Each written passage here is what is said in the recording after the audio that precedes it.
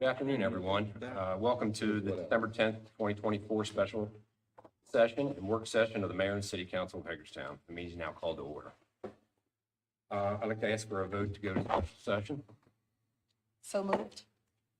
Second. All in favor? Aye.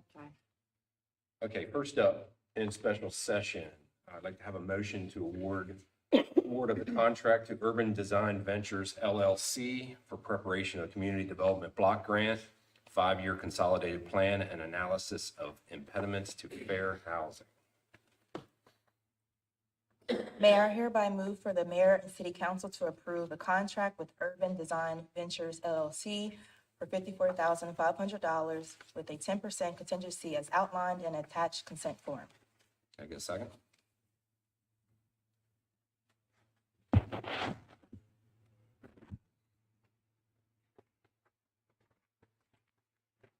Second. Any discussion?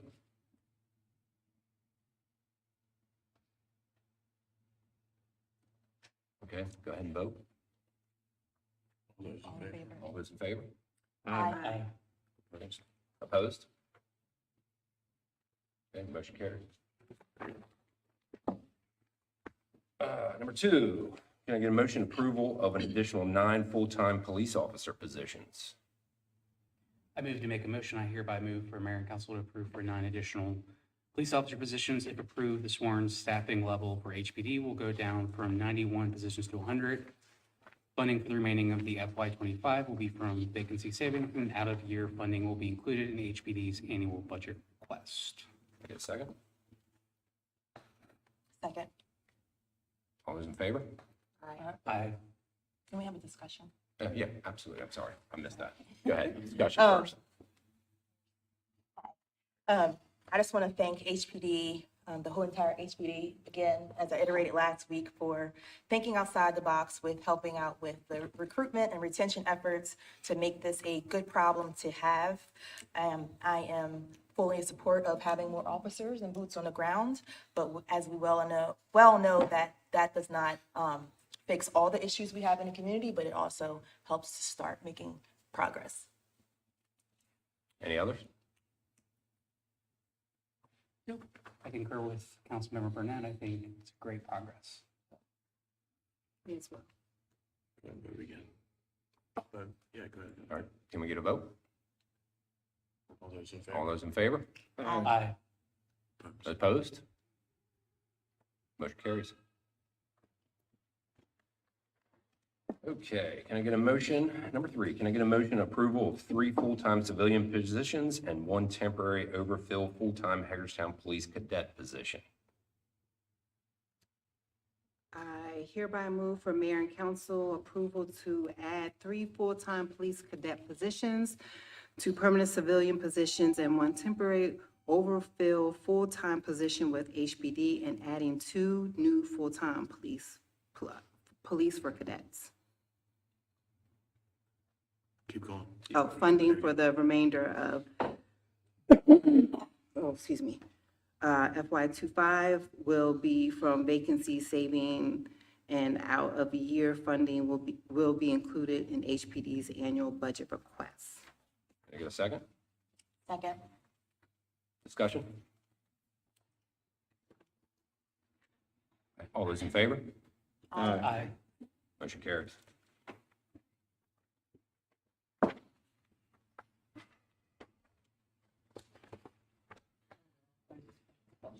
Yeah, okay. We're going to close the special session, and that's work session is now called to order. First up, the FY24 audit presentation. Chris Lehman, SB and Company, Michelle Hepburn, Chief of Financial Officer, and Brooke Garber, Accounting and Budget Manager. Good afternoon. Hello. And I'm going to apologize. We don't have mics on here. Huh? And Mike's in there. Which is okay. Okay. So you got the big one there in front. Okay. So I want to just take a couple minutes. Welcome back. I know it's been a long morning for some of us, right? Brooke is here. Brooke Garber is here, our accounting and budget manager. She's just simply in the back since three of us across gets a little monotonous, and we make Chris do all the heavy lifting for us anyway. So every single year, the city of Hagerstown is required to complete an independent audit via a third party, obviously. And we make sure that we meet that. And we're also, as part of, there's new legislation put into place, I think it was just last year. There's always been a deadline and when we have to have the audit completed. And to have the audit completed in our annual comprehensive financial report to the Department of Legislative Services at the state was October 31. Prior to the change in the legislative session last year, there was really no fiscal impact or other, I don't want to say penalties, but any other consequences if you were late. Now, one of the penalties for being late is it will impact your highway user revenue. So there's impact. I will say that since I've been here in 2013, the city of Hagerstown has never been beyond our October 31 deadline. There's been years where it was last minute and close, but I'm happy to say that that happens. And again, I will mention, not to expect you to have it this evening, but the annual comprehensive financial report, also referred to as the ACFR, hard copies would have been in your inbox your very first week so that everybody has a copy.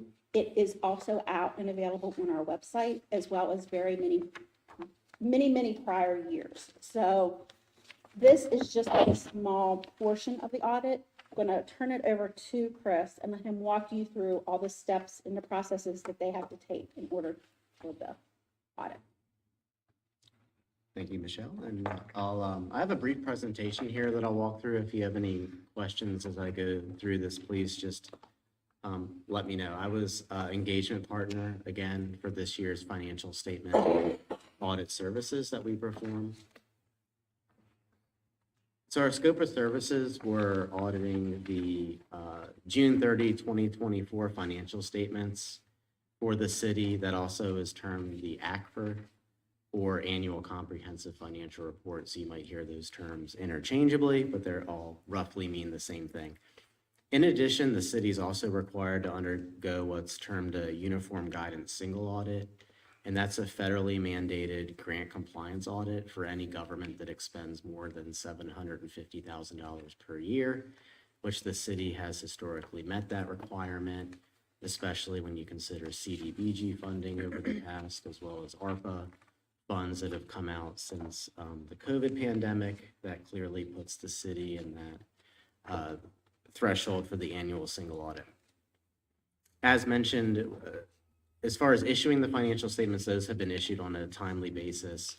Also, the Uniform Financial Report, or the UFR, is also required to be submitted to the state by October 31st. That has been completed. Once we issue the single audit, we are still in the process of completing the single audit. That has a hard deadline of March 31st, 2025. We are well within the window. That should be done well before we hit that deadline. Once the single audit's submitted, we will also file what's termed a data collection form, and that lets the federal government know that the city has met its requirements for the single audit. And it's a very important piece and component as we move forward and we get and apply for other grants. That is always a question that is on all of the grant applications, as well as many of the processes now, and many of the agencies are also requiring a copy of our single audit. Again, it's a separate component. It is out also available on our website the prior years. The new one will be as well. But as Chris mentioned, it's the only portion that is separate and has a March 31 deadline. And federal awarding agencies, or even state or even county pass-through entities, will look at the single audit as far as use that as like a risk rating tool to understand potential risks with awarding funds to subrecipients. Now, the city has a history of completing it on time, not having findings, not having deficiencies. So if history repeats itself, they'll continue to be clean, and there's really no red flags in any of your single audit reports. Here on this slide, I just have a summary, just of a high level of the results. On the financial statements, we've issued what's termed an unmodified opinion. That's a clean opinion, and that would be the best opinion we could give under professional standards. We did not discover any instances of fraud a financial statement audit is not a forensic audit, but we are required to have a skepticism that fraud could happen at any time. We did not discover any material weaknesses in any of the internal controls, and I have a slide that'll come up here shortly that'll go through the significant areas that we evaluate for controls that would then determine whether or not we conclude controls are operating effectively. We received the full cooperation from management, and we had no audit entries that we proposed to the audit, which just speaks to the quality of the record keeping and the books, not only just for audit season, but that should give you comfort that the data that's accumulated periodically on an ongoing basis is materially correct, and it's not like it takes the year-end audit to adjust numbers to be properly stated. Any questions thus far? Okay. Just let me know if you do. This here is just a picture of the risk-based audit approach. I'm not going to go through the gory details of each, segment of the audit, but overall, there's two main segments of the audit that we spend the majority of our time. The second phase here, looking at the design and the operation of the internal controls, which will be a discussion item. We'll get to the next slide, where we talk about where we're relying on city processes to process transactions accurately and on a timely basis. And then once management closes the books, we get year-end trial balances, year-end numbers. We go through what's termed a financial close and reporting misstatement analysis, and then do the majority of our substantive testing, which is validating balances to ensure they are correct. As far as that assessment of the internal controls, there's two key parts to that.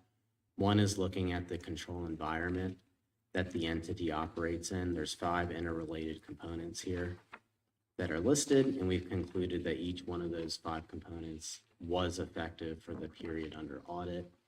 When the control environment is not effective, we've seen in many instances delayed audits or trouble getting through an audit, audit adjustments, material weaknesses. Those are a lot of the outcomes for not having a strong control environment. Clearly, we have none of those here, and that is also, speaking to the environment and that the tone that management sets for completing the financial statements accurately and on a timely basis. And then looking at the key processes here, I won't read through all of those, but our goals for each one of those is one is understanding what management does to process each one of these transactions. And then 2 is testing to make sure that those transactions get into the correct account in the correct, accurately, and also in the correct period. I know Michelle mentioned the financial statements, which if you have insomnia might help if you read it cover to cover. It's a very large document, and I'm joking, when I say that, of course. But this is just a couple pages taken out of the front section of the financial statements. It's termed the management discussion and analysis section in the beginning part of the financial statements, and it does require year-over-year comparisons and discussions about activity. The governmental activity section, which is the first 2 columns, represents the city's general fund, capital project fund, as CDBG fund and economic redevelopment. Those are our largest components. So when you think of governmental, and I'm very sorry. No, go ahead. When you think of governmental, think of mostly tax-based supported, right? And by far the largest fund is their general fund. And we'll be talking in more detail as we go through the budget when the differences in the funds. And this is considered what's termed entity-wide, which shows the city's entire financial position, which includes long-term assets, fixed assets, long-term liabilities, debt. So if you're looking, a lot of times the focus is on a general fund from a budgetary perspective. This is really all in. So the financial statements that we issue have various forms of accounting methods used depending on if it's general fund or if it's entity-wide. Again, this is entity-wide, which is including everything. So the governmental activities not only includes the funds that we just mentioned, but also includes the capital assets and the associated debt, as well as some pension and OPEB liabilities. The business type activities is including electric, water, wastewater, and parking funds, and those are all rolled in together to equal the business type activities. And so when you hear business type, we'll also use the words enterprise funds. Those funds should be self-supporting, meaning the parking fund. What is charged in parking to the customers of the parking system should support all of those operations. Taxpayer dollars should not be diverted to help cover those costs. Same with electric, water, and wastewater. Stormwater, all of them, but Yep. And then to that point on the next page, I know it's a lot to digest with a lot of small, relatively small numbers here. But with the governmental activities primarily being supported by property and income taxes, you'll see down in the secondary part of revenues here, the general revenues, the property tax, the income tax is recorded there because that's recognized in the general fund, which ultimately makes it into the governmental activities column.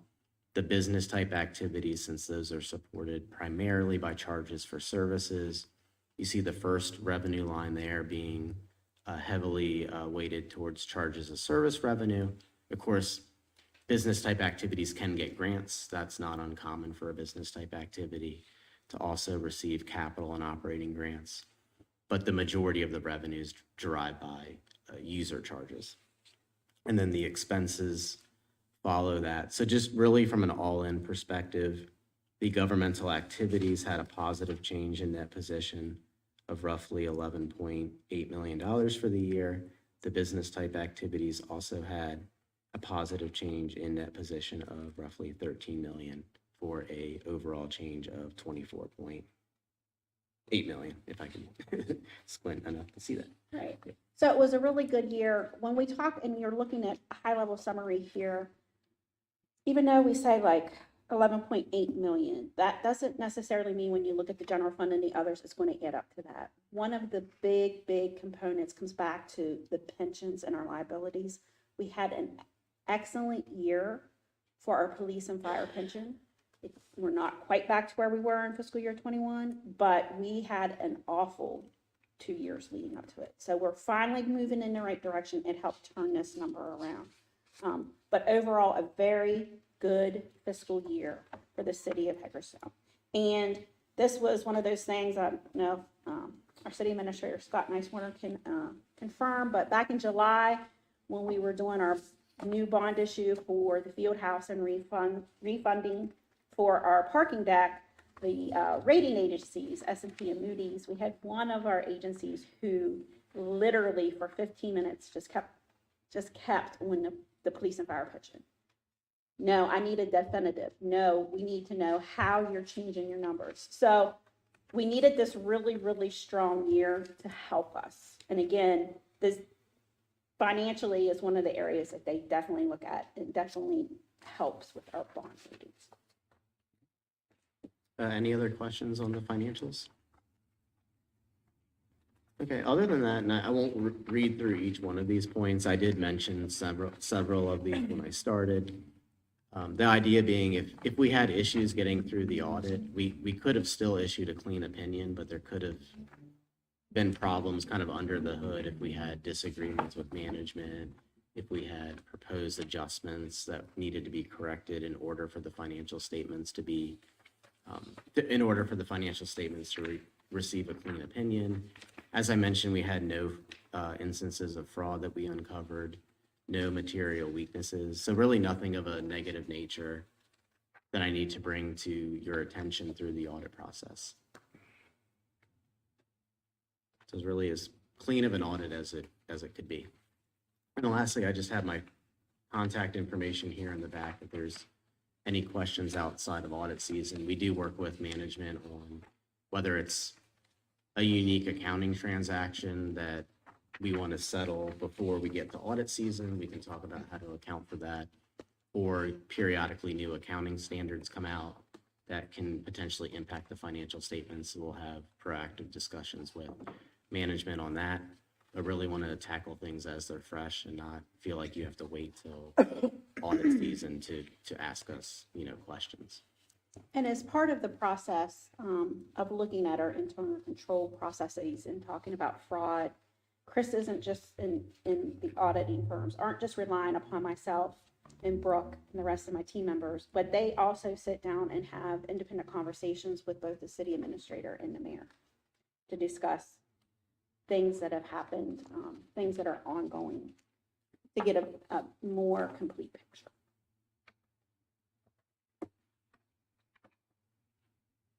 Not always the most exciting topic or terminology. Is there any questions for Chris or I? Make a question from Sean, Chris? No, but thank you. Great job to you and your team. Joe?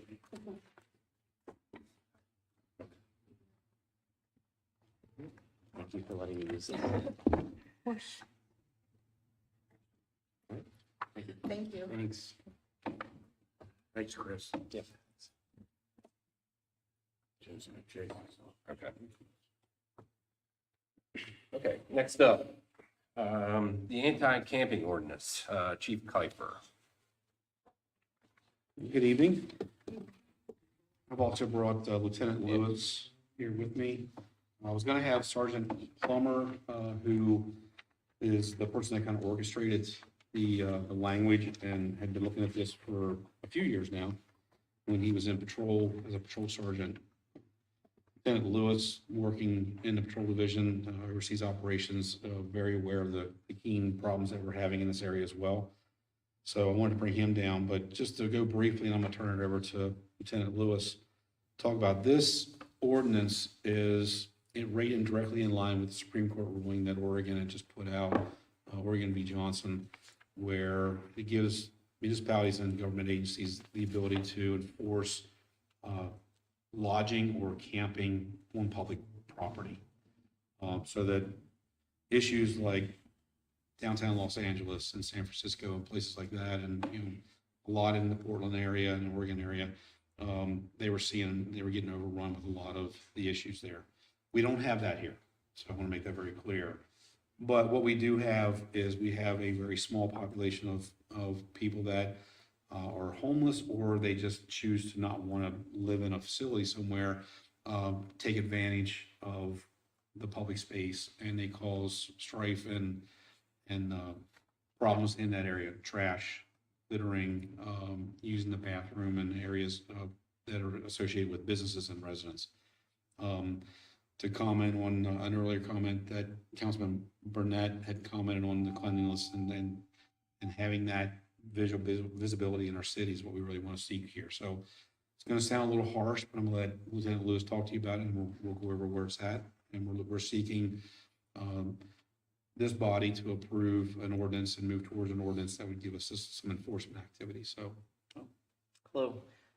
So I'll start off with the ordinance. The main thing that it does for us and also the citizens and the city is it kind of clears up what we need to do and what we can and can't do. And the reason I say that is recently I've reached out to Jason about some of these issues with the camping, and it's really not super defined as to what we can and can't do and timeframes and so on and so forth. So HPD is kind of asking for some guidelines on this and essentially being able to have a straight path forward with this. With that being said, we essentially would like to be able to remove subjects who are on any city public property, only public property, and have some options with that. At this point, we really don't have a ton of options. We also don't know the timelines of how long we need to give someone to vacate, and that is not super clear. To give you an example, just yesterday, we had 4 calls on the same subject who had set up an encampment on the side of the street, and the police kept getting calls that he had set up a little camp and they wanted him removed.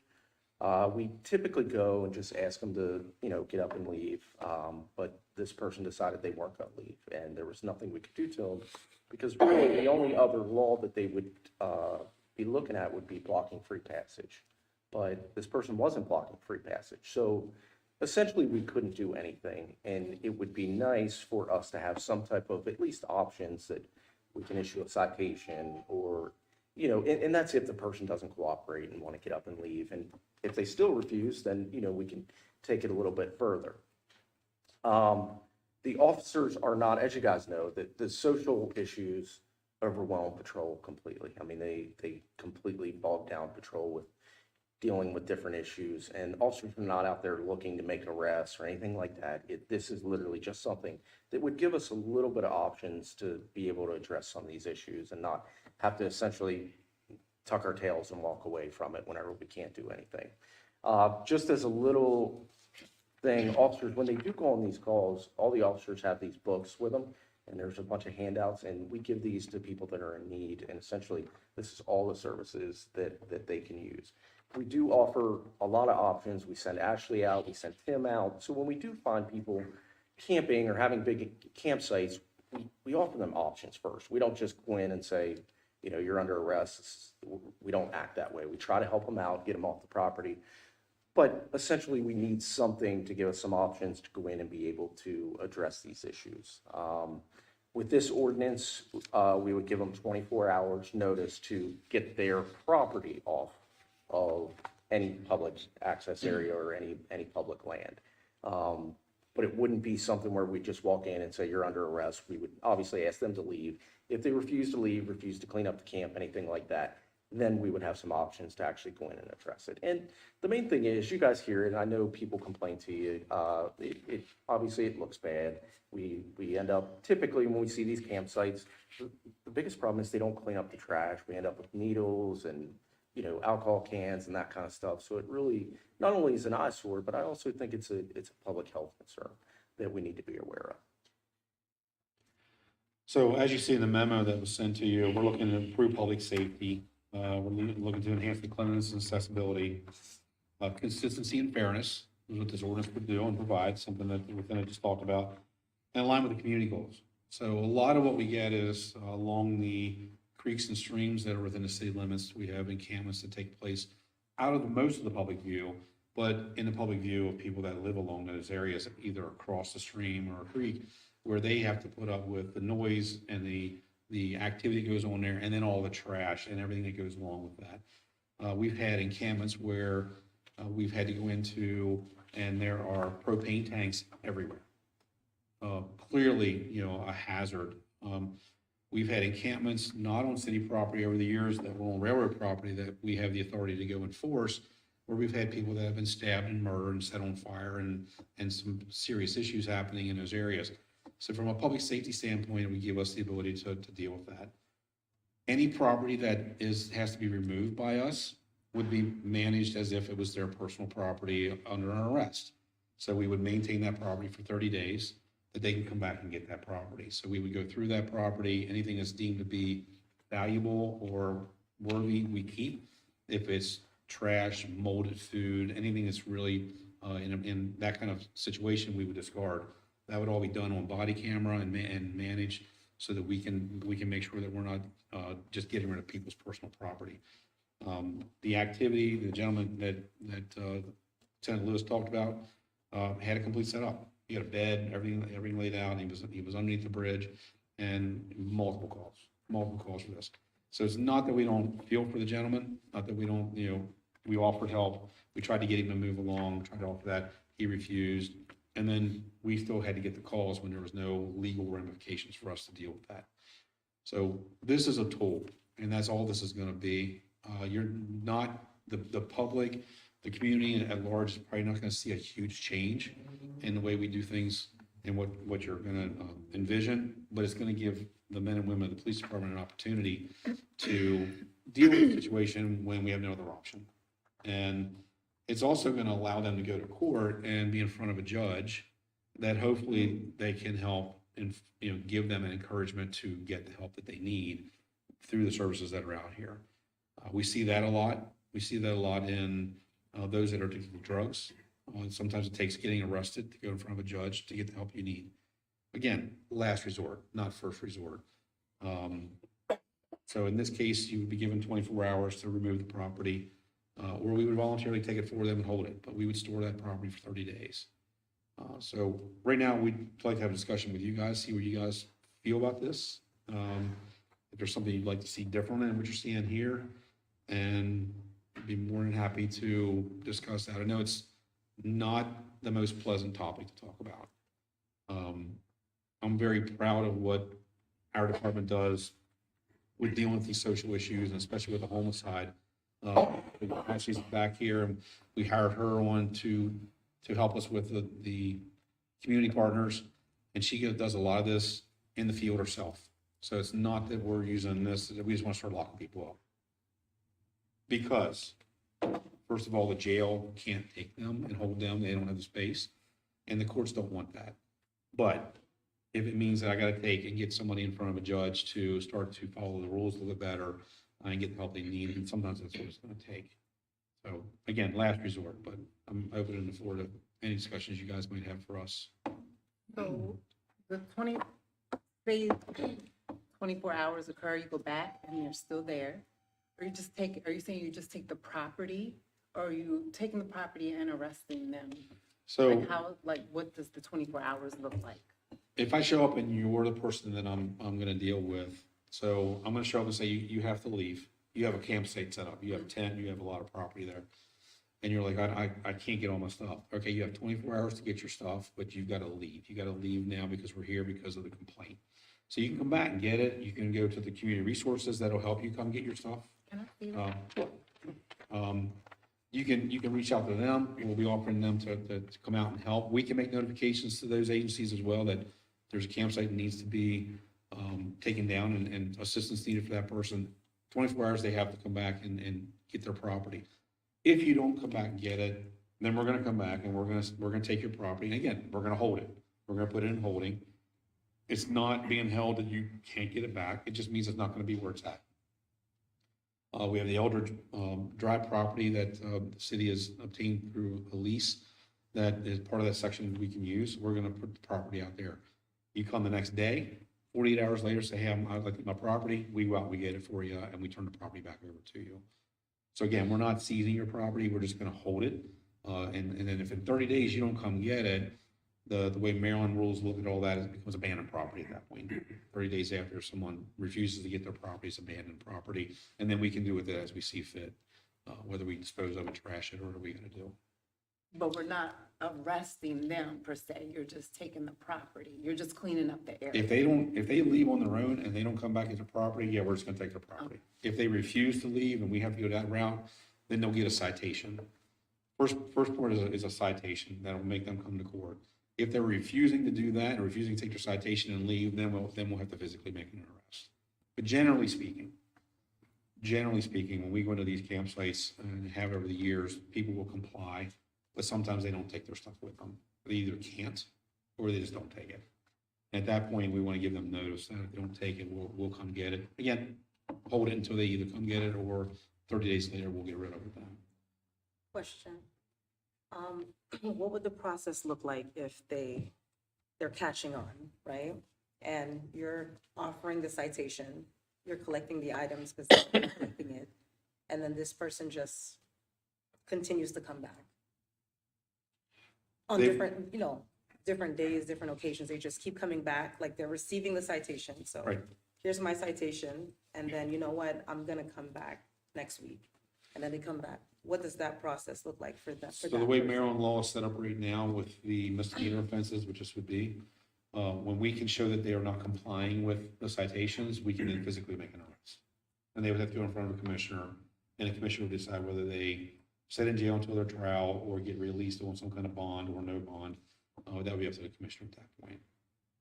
So it would be more of an inconvenience for them if they decided to do that path, because the likelihood that they would actually go out to the jail and sit there before trial, slim. But they would physically be arrested, booked in at central booking, taken in front of a commissioner, spend a little bit of time in a holding cell until that happens, so it'd be an inconvenience at that point. That might be enough to jar them not to come back for a third or fourth time. I have a few comments. First is to keep in mind that these are just not adults, but they're families. With that, the question I have, where do they go? Now, we have, 6 shelters in our area that we know as a city government that we do not have the authority or the responsibility to help or to structure their work operations. We can't tell them that their operating hours are from this time to this time, or from the people that are coming to these shelters are with this demographics, whatever. But by having this ordinance, and I get the public safety part, especially the cleanliness and the needles and all that, we had these discussions, right? But where do they go if we're telling them you cannot be here? And the fact that we do have stakeholders that deals with these issues, I'm curious to know how this will impact those operations, about where do they go? Because again, we can't determine how they operate. But from the memo, I'm not seeing that part just yet. Right. And again, where? Well, again, I agree with you, that it's, on occasion, there'll be families. Most of the time, we're seeing individuals when it comes to what we're talking about here. We're not talking about typically, family settings. And in those family settings, obviously, from our perspective, we look at that differently, and we try very much harder to deal with trying to figure out solutions for them. So that resource guide that Councilman Bell and Anderson have, that's our first step. We'll be calling it Ashley as well and saying, hey, we got a family. We need to figure out what's going on with them, help them. There'll be a lot of phone calls happening. It may be that a church puts them up in a hotel for a week. It may be that there's other solutions that are very short term that give us a little bit of time to help them out. The problem that we have, that I'm going to absolutely agree with you, is that we do not have the ability as a city to address this issue in a viable way. We did a trip down to Sarasota, Florida, to see how they run their program. Their outreach team, they're the team that we kind of run ourselves here a little bit. And the fortunate side for Sarasota is they have a Salvation Army shelter that has 250 beds in it. And the city of Sarasota and the county of Sarasota governments pay for 30 beds each that are open for officers to take people in and get them into that system. We don't have that. And I know we've talked about a tiny village concept that got really twisted around a lot in terms of what that will look like. There are agencies here that would like to have a shelter and do shelters, but again, there's no physical location for those things right now. Finding that property for a nonprofit to do that is very difficult. Outfitting it takes time. There's just no easy answer to that. The answer that we can't have, though, is not having any kind of enforcement action for those few that are not complying with the norms of our society. We are not punishing and criminalizing homelessness. I know that's what's going to be read in this. That is not what we're doing. Because we're already doing a lot of what we're talking about here. We just don't have an enforcement arm for those people at the very end that just don't want to do anything that we can't do anything about. And yesterday was a good example. For those of you that remember, the last several years, and I'm not going to mention the lady's name, that was a prospect in Antietam and had all the issues where people call. She was under the bridge at Antietam and Burhans for many years.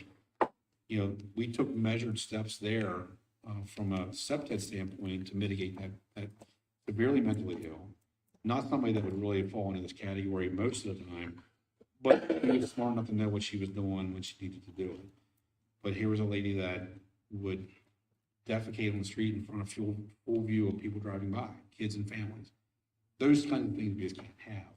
And again, we didn't witness it. Hard for us to make an arrest on something we didn't witness is not a misdemeanor. This gives us some options.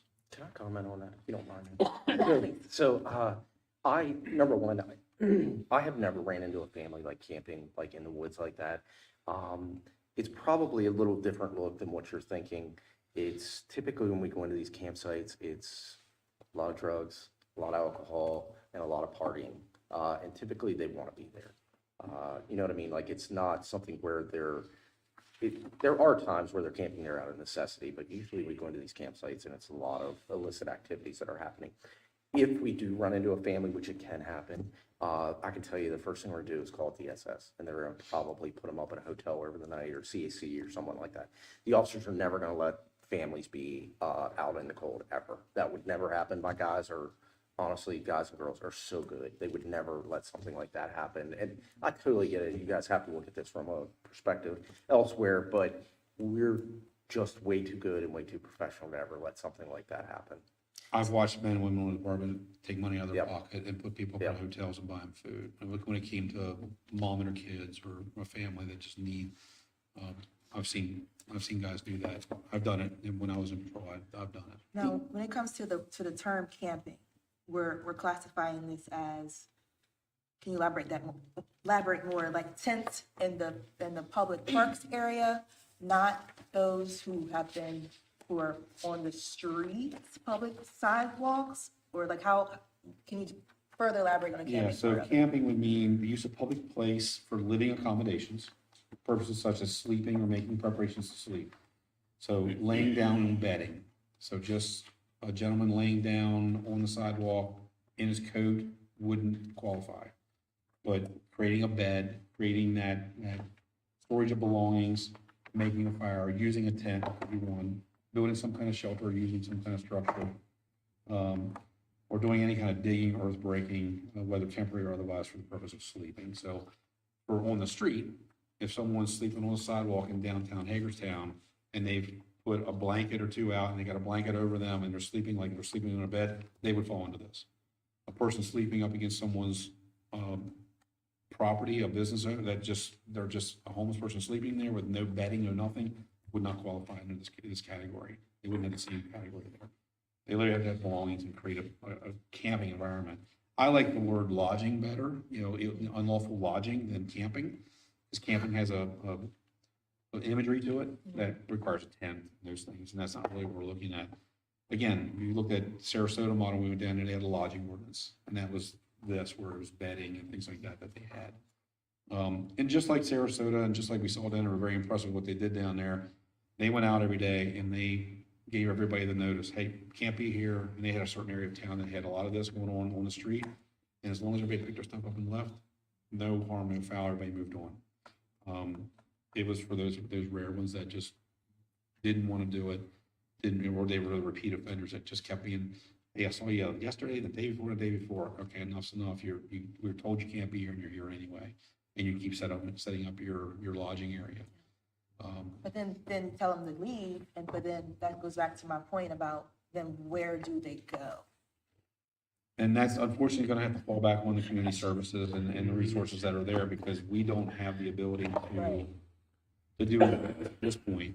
I mean, I think it's a fresh breath of air that, people expect the city to do something, and that's what we need to do. I mean, we're seeing municipalities in this past election vote for people to clean up their cities, and I don't want us to become Portland or San Francisco. I've talked to residents, thousands, the last 11 months, and that is the number one issue is the homelessness. Why can't the city enforce ordinances, things like that? If anything, whatever we can do to give you guys more success into doing your job, I fully support. And making people feel safe here, that is a big priority for me. Well, until the Supreme Court ruling, this ordinance couldn't have been put in. Oh, I'm well aware. So that was. a I'm way glad for the they Supreme ruled Court that, because I think California and Gavin rule on that. Newsom's an example of, him cleaning up the streets there and telling municipalities, you have to do this, or the money's going to be withheld. And I think that's what folks expect their elected officials to do, to deliver and work for them in government. And that's what we need to do. So how many in a year, how many people you think would be affected by this? I would honestly say, I'd be surprised if we charged 10 people in a year. Be surprised. And those are the people that are not cooperating. We don't want to charge them. We ain't got enough time. We really have so much other stuff to do. This is just something that gives us a little bit of an option. That's it. Trust me, the last thing the guys want to do is charge them with an offense like this. They'd rather them just listen to them. But they are frustrated with the ones that aren't complying, and they show up and they're constantly dealing with that with no answer. To know that they show up under the bridge and they have to walk away, because there's no ordinance that we can do to deal with that, knowing that the call's going to come in 15 minutes later, half an hour later, and we got to go back and try the same thing over again, and the person won't comply. Now, can you give a citation without an address? We can. Yes. Curious to know how many encounters have you had to where it was, where you could see that it was mental illness? Just, okay, because you brought up the the lady from a while ago, Right. and we all, I mean, the city could clearly see that she had a mental illness. But the gentleman that you mentioned the other day, just curious to know how many, do you feel like it's mental illness versus they're just homeless? I, And what's put into play for them? I'm not sure if any of the agencies on the piece of paper, are they for them? So, to some degree, a good portion of the population has some mental illness, but not to the level that she was at. So she was at the extreme side of that mental illness. We do see that extreme in a few people, but the majority of them have some mental illness, but the majority of that's going to be drug-related or alcohol-related. You know, that kind of issues what's causing or has them not helping themselves. It may not cause them to become homeless, but it's what's keeping them from moving out of that homeless ability. And as the lieutenant said, we have quite a few in our population that is their choice. They are completely sound. We have some people that we've come across that are not alcoholics, not drug users, don't have mental illness. They want to live like this. This is how they choose to live. They are typically not the problem. We had a couple gentlemen out by hospice that you guys went out to several months ago. That Officer Kramer and Ashley went out because we got a complaint from the hospital about that it was on their property. So we went out and they were behind some residents there. Completely sound, good, solid gentlemen that were 60, 70 years old. Nice, neat campsite, just that's how they chose to live. But they complied. They said, you know, we will be gone, and they packed up and moved on. Where they went, we don't know, but that was their choice to live that way. So we do have a part of the population, but they're not going to be ones getting cited because they're going to just move on and find someplace else to go and do. Are you finding that most of them that you give like that first, are a good bit of them compliant? Yeah, we I get mean, more you never compliant. usually have to get to your 24 hour, like, hey, if we don't, you know, you never usually have to get to that? Generally speaking, most people will comply. Yes. Yeah. And we were using a 72-hour just because we had no other ordinance saying you have to have your stuff going in 72 hours. And generally speaking, we go back and everything will be gone.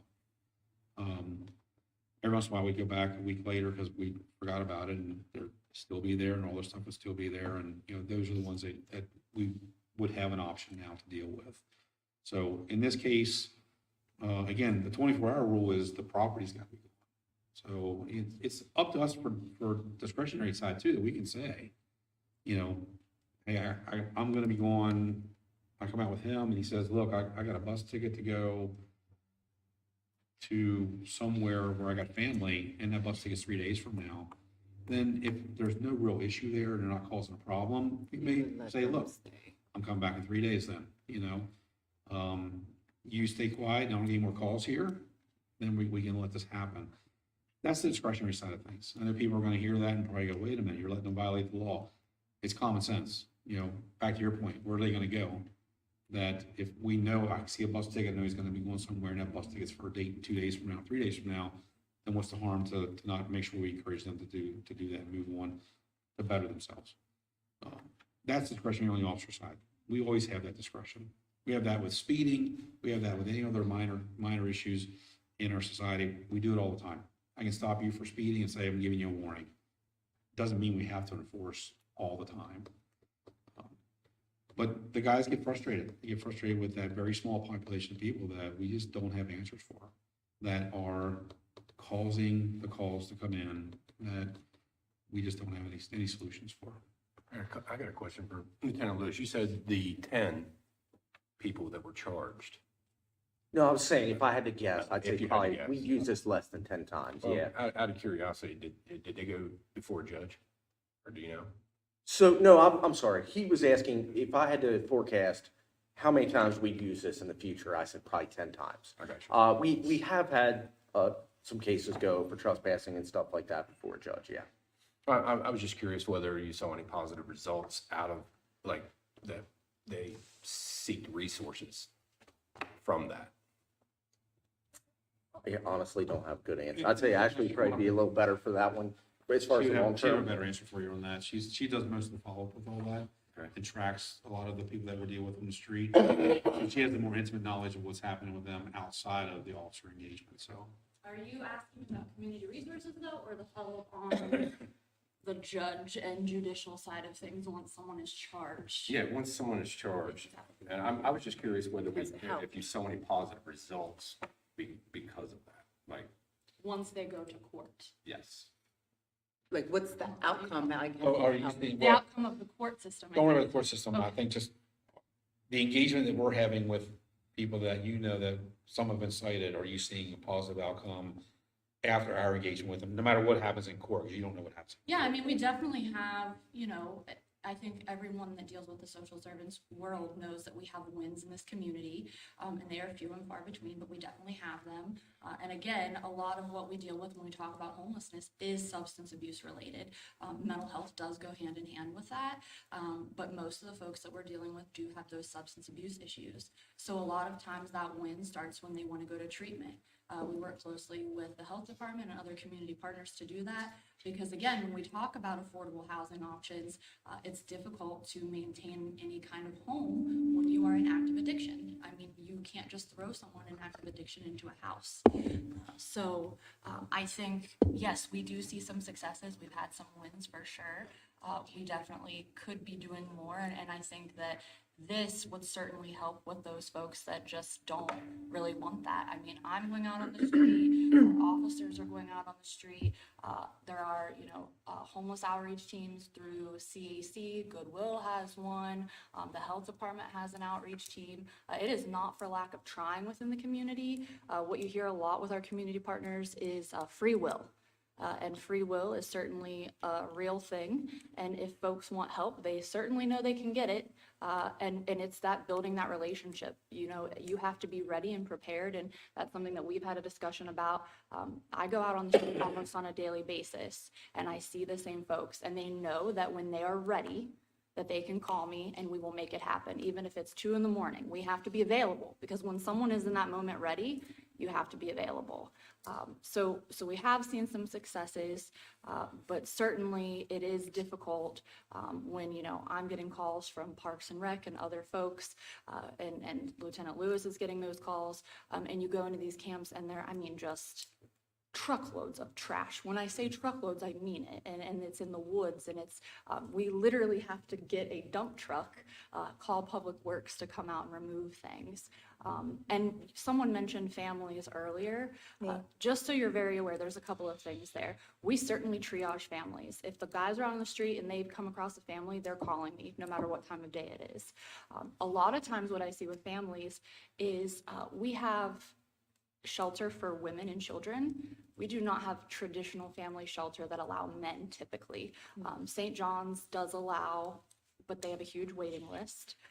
So the hard part of that is, even if we can find shelter for a mom and her kiddos, if they're with a dad, which is sometimes rare, but that's great when they have the male counterpart, they don't want to go. They would rather stay in the woods somewhere with their partner than leave him and go to a shelter where he's not allowed to be. So that is a lack. We're also working on the other side. You know, this doesn't just stop with ordinance and enforcement. When he's talking about what we do as the city, we are working with the Homeless Coalition on a plan to address families. A lot of them have evictions on their record, and that's why they can't get places. So we're already working on much bigger things that we don't usually get to talk about in this forum. So just know that that's not where our engagement stops. We are working on much larger, bigger projects within our community with like the local Homeless Coalition and those partners. And I've briefed the Homeless Coalition Strategic Team, which is part of that family side, on this ordinance and what we were intending it for. To say that I thought we were going to get a lot of pushback from the organizations that deal with the homeless populations was a little bit of a surprise, because they are seeing the same thing. And again, as Ashley said, you know, for those people that just refuse and aren't wanting to engage, are causing them problems too. They're causing the partners in our community the same kind of problems.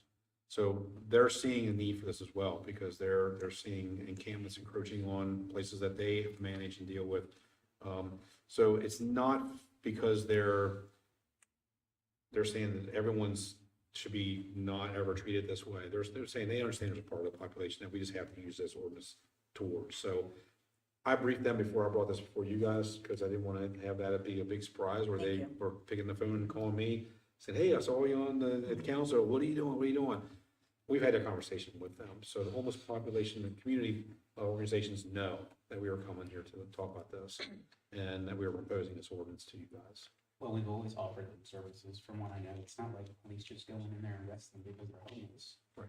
You know, if anything, we have a plethora of services people can get help with. So, you know, but that's a constant thing is people come downtown and see the homeless in camps and things like that. And 11 months talked to thousands of residents where that's been the constant issue. And why can't the city do this? Why can't the city do that?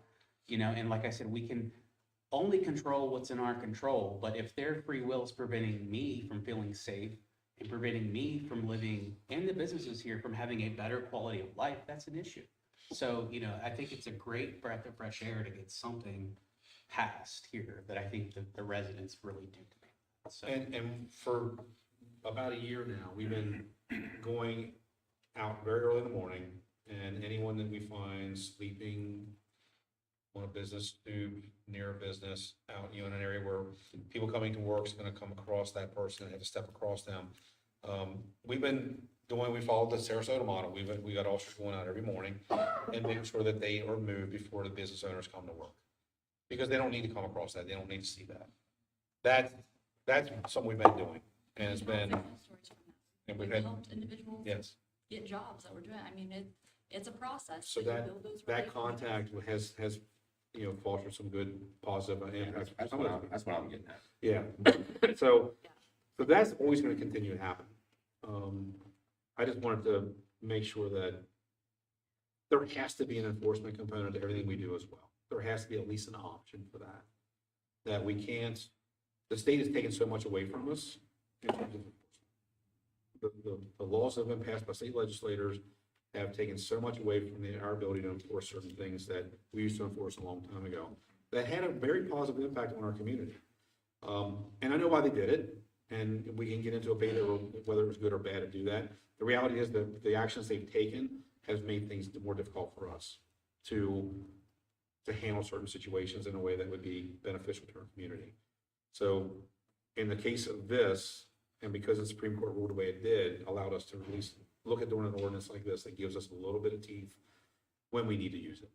And I know the men and women in the department that are out there every day want to see this. Ashley, who's on the other end of this, trying to give people help, sees the benefit of this. And she's working with the partners all the time. So that's where we are. And again, we're looking to you to see if there's any other issues or concerns you might have or anything you want to see changed in relationship to the ordinance and the way it's worded. We're open to hear what you guys have. So just a little bit of feedback on that, the language. Like if it were to say something instead of, like you guys would regulate violations and enforce citations based on a case by case, just because of like how you guys are explaining, you know, the situations with the families, mental health illness, and then the people who want to be there. So it seems like it's a case by case. And it's just the enforcing the violation seems a little bit strong. So I would say like enforcing maybe the citations, because you're trying to talk them out of doing the wrong, and you're trying to offer them, you know, the help before giving them the actual citation. So I would probably look into the language of the way it's worded to just protect certain citizens from, you know, putting themselves in a bad position. I agree. It's the more so that. Are you looking at the memo or are you looking at the actual? The proposal overview Okay, that's here. the memo. Okay. Here's the Yeah. language for the actual. ordinance is right here, which is drafted by our attorney, Jason Morton. Yeah, That's really- I don't think that's. Yeah, the same one. No. Uh-oh, There's I the don't have that ordinance. one. The ordinance itself would Oh. be this. That was not provided. We don't And have the that. Attorney was okay with what was drafted and We drafted part of it. He went and reworded it the way he felt would meet Supreme Court ruling and Okay. the purpose of it. So, we go through definitions, the prohibition, I'll just read this to you. This is the draft. It should be unlawful for any person to sleep or camp in any public place within the city limits of Hagerstown, Maryland. This prohibition shall extend to motor vehicles parked in public places. Letter B, the prohibition in subsection A shall not apply to the following: individuals participating in events or activities approved or sponsored by the city of Hagerstown and involve temporary overnight stays in the public places. Then removal of the campsite, personal property on public property.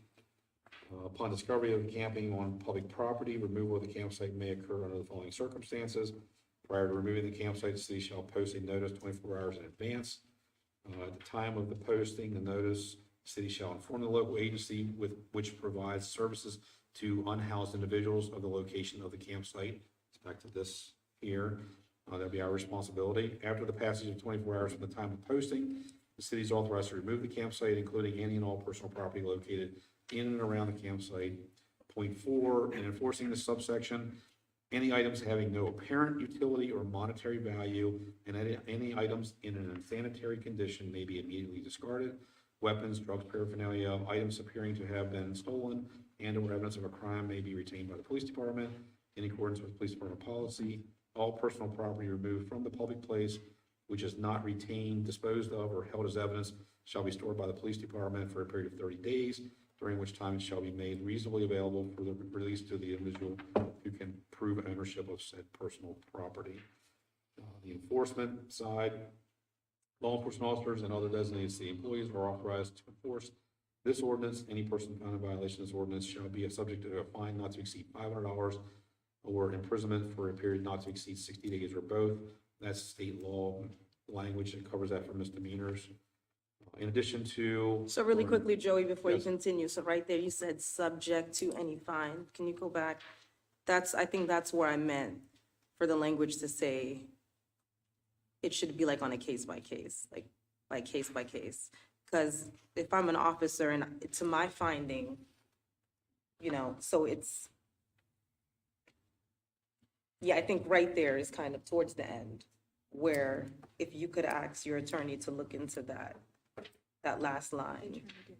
I'm sorry, Ms. Anderson. Yeah. Can you explain, like, you want it to be more specific as to what the officers can do? Is that what you're saying? No, it's drafted more towards the individual. So if you say per my finding, right, per your finding, it could be anyone.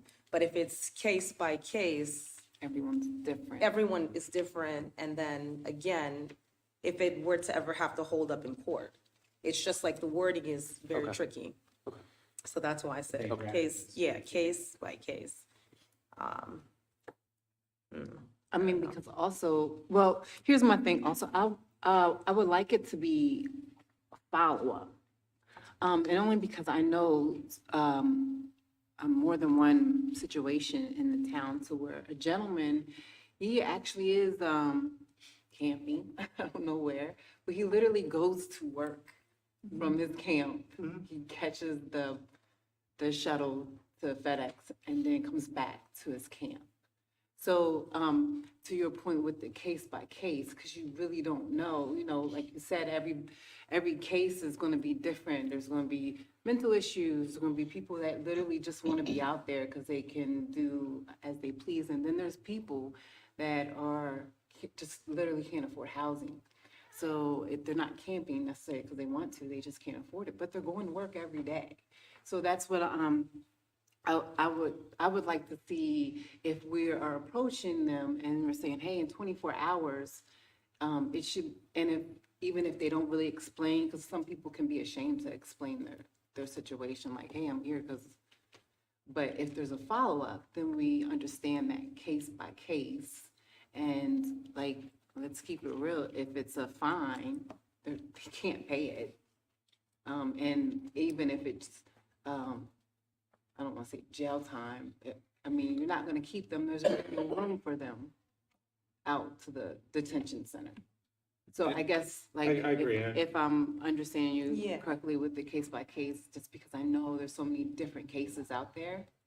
And I've been Then we to have to court, be I've been in front of the understand- judge, so the Yeah. wording is, So like very Ashley, or like when they go out there, are you following up with them like Yeah, I'm usually, 24 hours later and Yep. saying, hey, what's going on? Are we asking them what they need? so I think too, and I think. the Because you've chief- been out there enough to where you know Yeah. if somebody's pulling your leg Well, and or the if thing they is really do need help. The gentleman in a tent that goes to work is probably not the one we're getting called about. To be clear, we don't just go look for tents because we're bored. I think both of them have made it very clear, manpower is an issue, like it's not something that we're going and just looking for tents.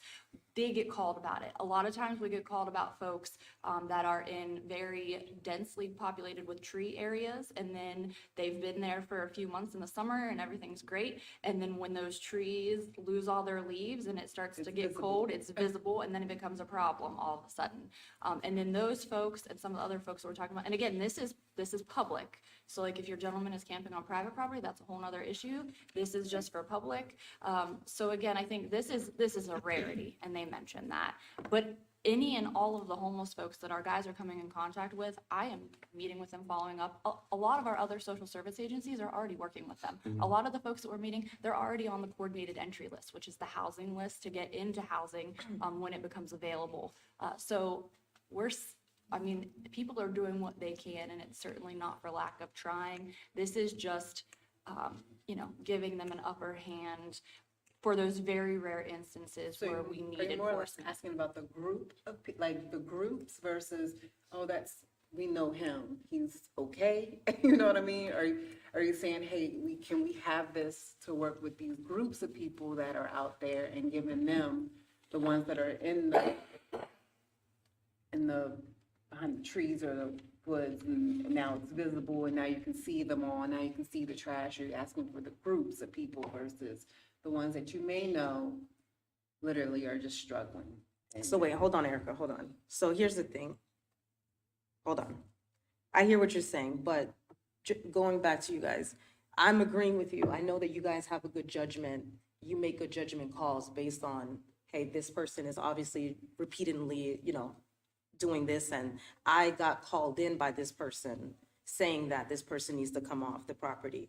So all that I'm saying to everyone here is that just be careful what you put into law, like the wording, because if I'm that tenant that calls in that person, as long as it's documented, okay, that person can be held to that standard of what's being documented, right? So that's, I don't know if I'm explaining this good, like, to the best ability that I can right now. I'm for what you're saying, but I just want the guideline, like the words and the terminology to be very careful of the language of the enforcing, the regulations, and how the citations are gonna go into play. What would make you more Well, comfortable? the citations are driven by state law, so Right. that's state law. We cannot make an arrest Oh, on you did. misdemeanor offenses, based on state law. Yeah. There has to be a process for that. Well, we need something enforceable because, like I said, this is public property. We can't, private's a whole different matter, but, when people come downtown and see the same people, having shop there, I get, messages and things, well, why isn't the city doing this? Why isn't the city doing that? So, I mean, at the end of the day, that's the perception problem we have here too. So I think that we need to give y'all the tools, whatever, and if it's only 10 people a year, I mean, you guys have a whole list of services they can have. We can't worry about what they do after they get off the city property. That's on them. But, for public safety and quality of life and all that here, I mean, the citizens, I think the residents deserve better. So, I just want to bring something else up to you. I met with District Court Judge this past week to talk about a specialty court that already runs in the state of Maryland. There's 2 specialty courts. We saw a specialty court down in Florida that we wanted to mimic and run that would work with the people you're talking about here. Talk about these issues, whether it's mental health, addictions issues, or just simple homeless issues, or workforce development type stuff. There are 2 specialty courts in the state of Maryland now that can handle a lot of what we want to do. So we're in the process of working with the district court judge, who is very much interested in wanting to do this, and myself and the judiciary to see about setting that up. So we're going to be going down to see one of the courts here in February that's run, and see how that, and talk to the judge that runs that one. and I'm gonna go see the other one in Prince George's that runs the other one. So it would address this. It would allow them to come in. We would still enforce what we're talking about doing here, along with other trespassings and things like that. But what it would do would be in lieu of putting something on their record, as long as they went through the community services and worked on the things to help themselves out, then those charges would just go away, and they wouldn't have that holding them back moving forward. So that's one of the things we're looking to do as part of taking the enforcement side of what we do, but also building something on the other side with the judiciary to, again, put some legs and some leverage on that side of it. Sometimes someone needs to have a judge in front of them once a month saying, Lieutenant, are you still doing what you're supposed to do? Yes, sir. And having somebody like Ashley saying that they're still in the process, still doing what they're doing.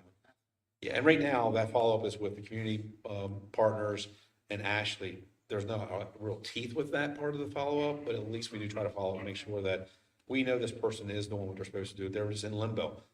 The process is what it is, where they're waiting on a list or something's happening where they just can't move forward fast enough. So we know we might come across them again in another place. That's not really what we would be using this for those folks.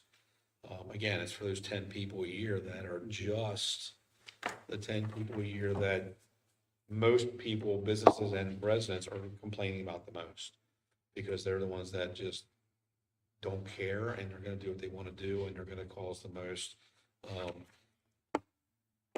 destruction of the area around them with defecating and urinating and all the things that they do, and littering and everything that they do. And then on top of that, just sleeping outside of someone's residence or outside of their someone's business, that they step over them all the time. That is not fair to the community members that have to deal with that part of it.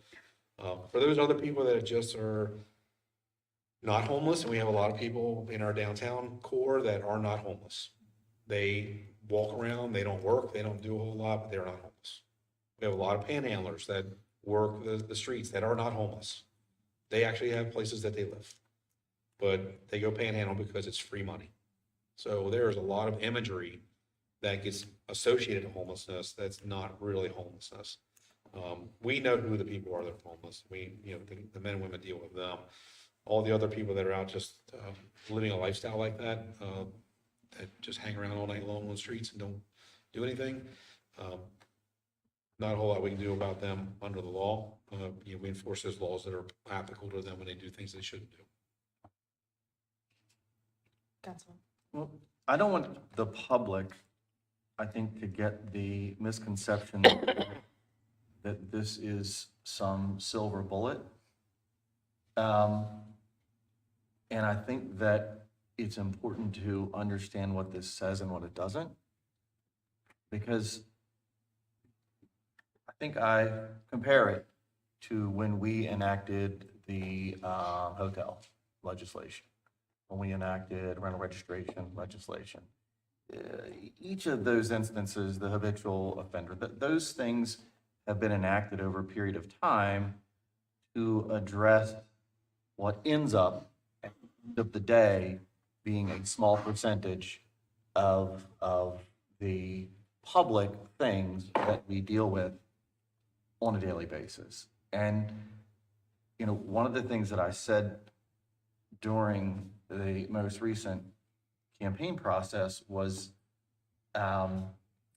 these things aren't enacted to fix a problem, they're enacted to manage it. And one of the better things that we've done in each of those occasions where we have introduced and passed and enacted and enforced similar legislation was to subsequently monitor it. So just as we get the reports on hotels and the offenses that occur, the inspections that happen, for me, I think the three things that this council would benefit from some metric of after enactment. And I think that these three things provide the opportunity to tweak an ordinance if necessary after. In other words, whenever you pass something, it's never in concrete and stone forever, because all this stuff is always new and there's always tweaks to be made.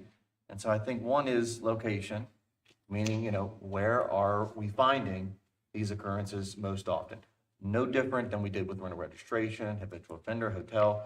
It's all about, okay, where are the problem areas, right? Number two is volume. There was this scare that suddenly the hotels were going to shut down and thousands of people are going to be vacated. And that wasn't the reality. For me, volume is a very important part. And then the third is makeup, because I think that's important to this body is, who are the individuals you're encountering? What is the makeup of those individuals? And so I think at least for the first 6 months to a year after passage of something like this, those three things, those three metrics would have to be measured and informed or conveyed to council so that we have an awareness of, okay, who was impacted by what we did and what effect is it having? So that's one part, or that's the second part. The third part is, and I know that we received, an email commenting, well, it's just going to push everybody to the private property. I think for the public's interest, here's the reality. You can't camp in city parks right now. Parks close to all patrons at a specific time. No person is allowed to stay overnight in a park, right? So that city property is off limits already. So what this is simply doing is expanding that authority to other areas of the city's public property to be enforced. And the reality is this, a lot of our parks abut other properties that are either owned by another public entity or entities that aren't directly there on a regular basis. A lot of railroad property, a lot of, school property, other properties that abut our city property. And so this ordinance isn't going to impact individuals that make the decision to vacate city property and move to other private or public property. And so I think it's really important when we define this, we're defining what public property means, because I think the citizens will read this and have a misconception of what that term is applying to. I think it's also important that folks understand very clearly what you said, that if some individual decides they want to stay on a bench overnight in the public space of the city, that may happen. It may happen during the day. Those things aren't going to be sort of resolved by this magic bullet of a direction that we take. And I think those things are important for the public to hear and understand that it's either going to have some measurable impact or it's going to be much ado about nothing. That's the reality. It is important, at least for me, that I see a copy of the ordinance. I'm certainly not going to support an ordinance before I see what's in it. And I will say 4 things that came up in your reading that I found to be of interest, at least to me, are going to be how we define personal property. Because here's the reality. If you leave a public park and you leave a sleeping bag there, a cooler, a grill, that's discarded property in the public space. It is refuse at that point. It is not personal property, right? If you vacate the area and you leave those things behind, it becomes refuse in the public space. After the 24 hours, but the ordinance here be after. Only after you note that with that specific individual, at that specific moment, at that specific location. If an individual vacates the space and 5 hours later, Public Works comes by and says, oh, why are these items in the park? They have absolutely the ability to remove that at any time. That's correct. So that to me is important, how we define what personal property is, because you use that term a number of times in that draft ordinance. I think it's also important that you define what an unhoused individual is, because I think just as you point out, that can mean a number of different things, and especially so in that process of enforcement. So I think whatever this ordinance says, it's going to have some type of definitions section that includes items like that. And I did have some concern with the term items that appear to be stolen. I get that that's going to be in your purview of sort of, in the moment common sense application, But a term like that is pretty nebulous in terms of being on site at that time and going, oh, that individual has an entire case of Twinkies. I think they're stolen. Like, that to me is just a very odd term to include in this type of ordinance, because I just think it's reaching. And then the last is, while you clearly at this table have defined what camping means, I think that's definitely an item that has to be included in that definitions section of this type of code. And it because- has it in here. There's a Yeah, definition that's. So, and I don't have the, Right. you know, the opportunity to see that, but those are some terminology that caught me. And so that's, you know, I'm obviously in favor of this because I agree. I think that the public does have an interest in seeing us do something. I just don't want the public to get the impression, the false impression that this is going to fix things or that what we do is going to be set in stone. Because I just completely see this like many of those other ordinances where we go, okay, you know, how did we apply this? What did it effectuate?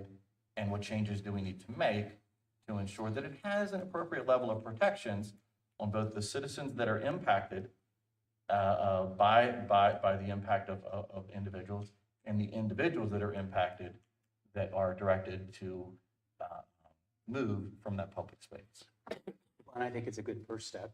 It's forcible. And like we said, if it's only 10 individuals, I don't, see the rest of everybody giving us problems. I see this very much as, Councilman Arshaw has mentioned, when we brought the crime-free ordinance in front of this body several years ago, there was a fear that the landlords and property owners were going to have all these issues, and it had the exact opposite effect. It created a better environment for property owners and people they leased to because they didn't have the problems that they had. And they were able to mitigate these factors without people getting in trouble and all the, property owners getting fees associated to them that everyone was worried about. We feel that this, like anything else that we do, and I'll go back to speeding. The reason why people don't speed, to excess as a general population is because there's a fear of getting caught, right? So same thing here. When the message goes out, when certain people are enforced on this, I think the message will get out to those others that take advantage. It gives leverage to Ashley and the other teams that are out there. Take advantage of us helping you because you don't want to be dealing with this no camping ordinance and then suffering the consequences, even if they wouldn't.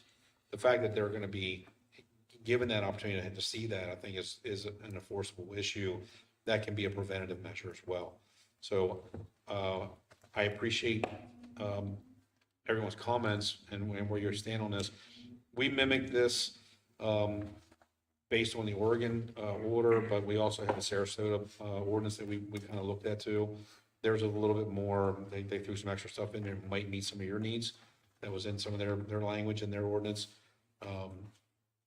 And definitely we can get a copy of what this was. I apologize, I thought this draft that Jason had put together, finalized for us, was in their packet, but I sorry that wasn't there, so that's my apologies. I thought you guys had that language here. But we would definitely get that copy to you. I'll get it to Donna to get out to you, and then I'm more happy to come back and re-entertain this with you guys. Chief, so the ask for us today is to move forward with this draft and then bring it back to the body to Yes. revise? That's their ask is today? Yes. We need more definitive, yeah. Yeah. Yeah, Term- I'll get you a ask you copy to of this, approve we'll make without some seeing it. changes. I'll get you a copy that we currently have, and then we'll start working on the changes that you guys have brought up today.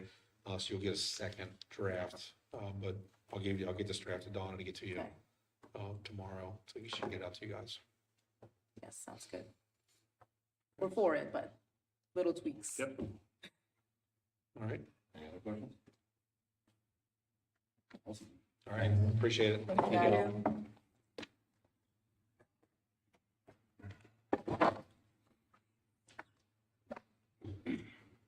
All right. Next up is discussion of rules and procedure.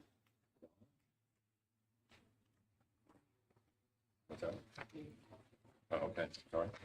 So you have in your packet a draft of the rules of procedure that is based on the discussion from last week. You'll notice that it changes, the additions are in red. Things that will be removed are strike through. Some of those are changes in state law regarding the executive session reasons. Others are to incorporate your comments and thoughts from last week, which includes the new section for electronic meetings and meeting decorum. I think that those are the three largest ones. Some of those are cleanup things. So if you have looked through this and have any other amendments, please let me know.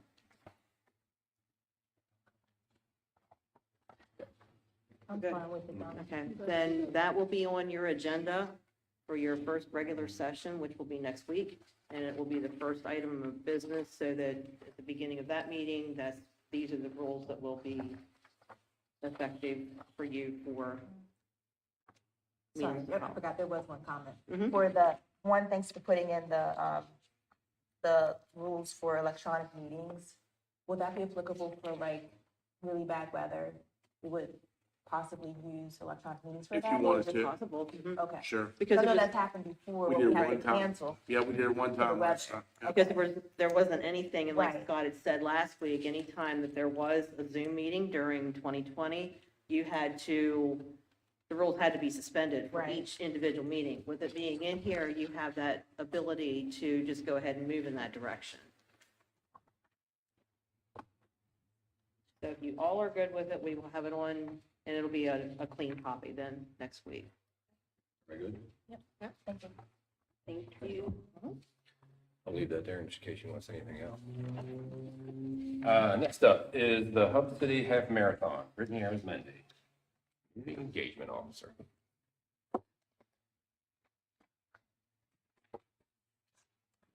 Good evening, and I also have Gwen Leatherman here with us this evening. So Gwen is one of the event organizers. So before we jump into the details on the memo, I just wanted to provide an opportunity for her, since this is a new event, just to inform you all of what it is.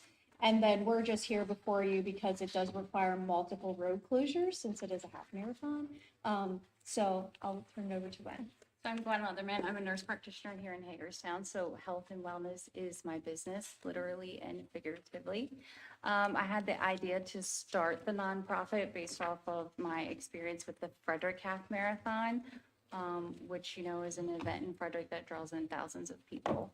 I invited some of my leadership classmates to help me create this.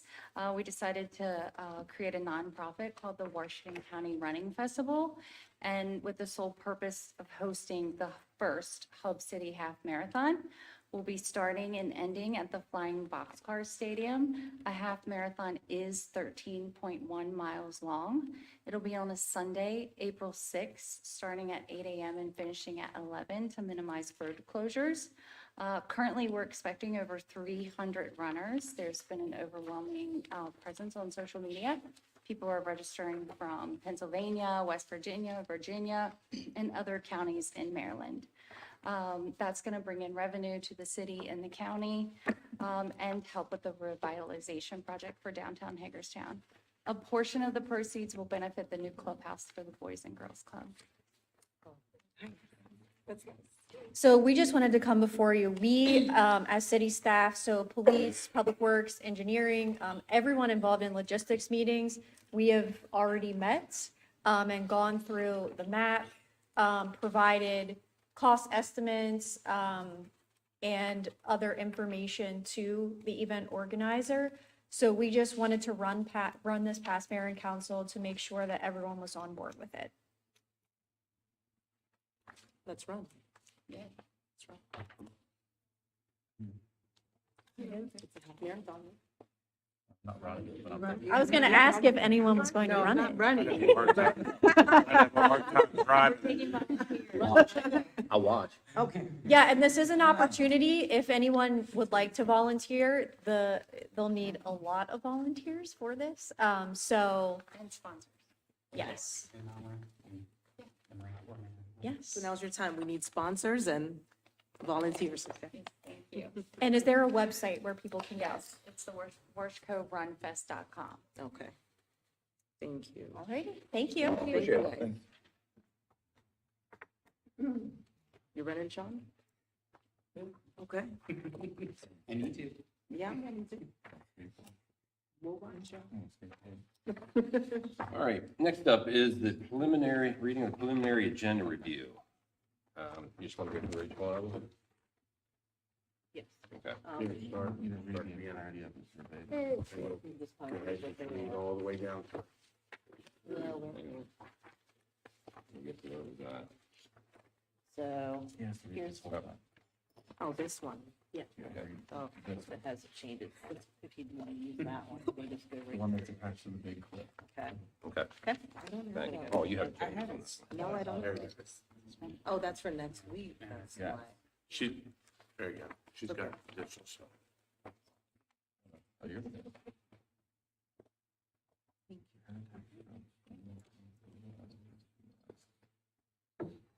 This is the one that says that you're already presented for the fire department. Same thing. Okay, first up will be call to order, an invocation, and pledge. Do you know who you're gonna have for the invocation? I will take care of that this week. Okay, then just let her know. I will. We'll put it on. I appreciate it. And pledge to the flag.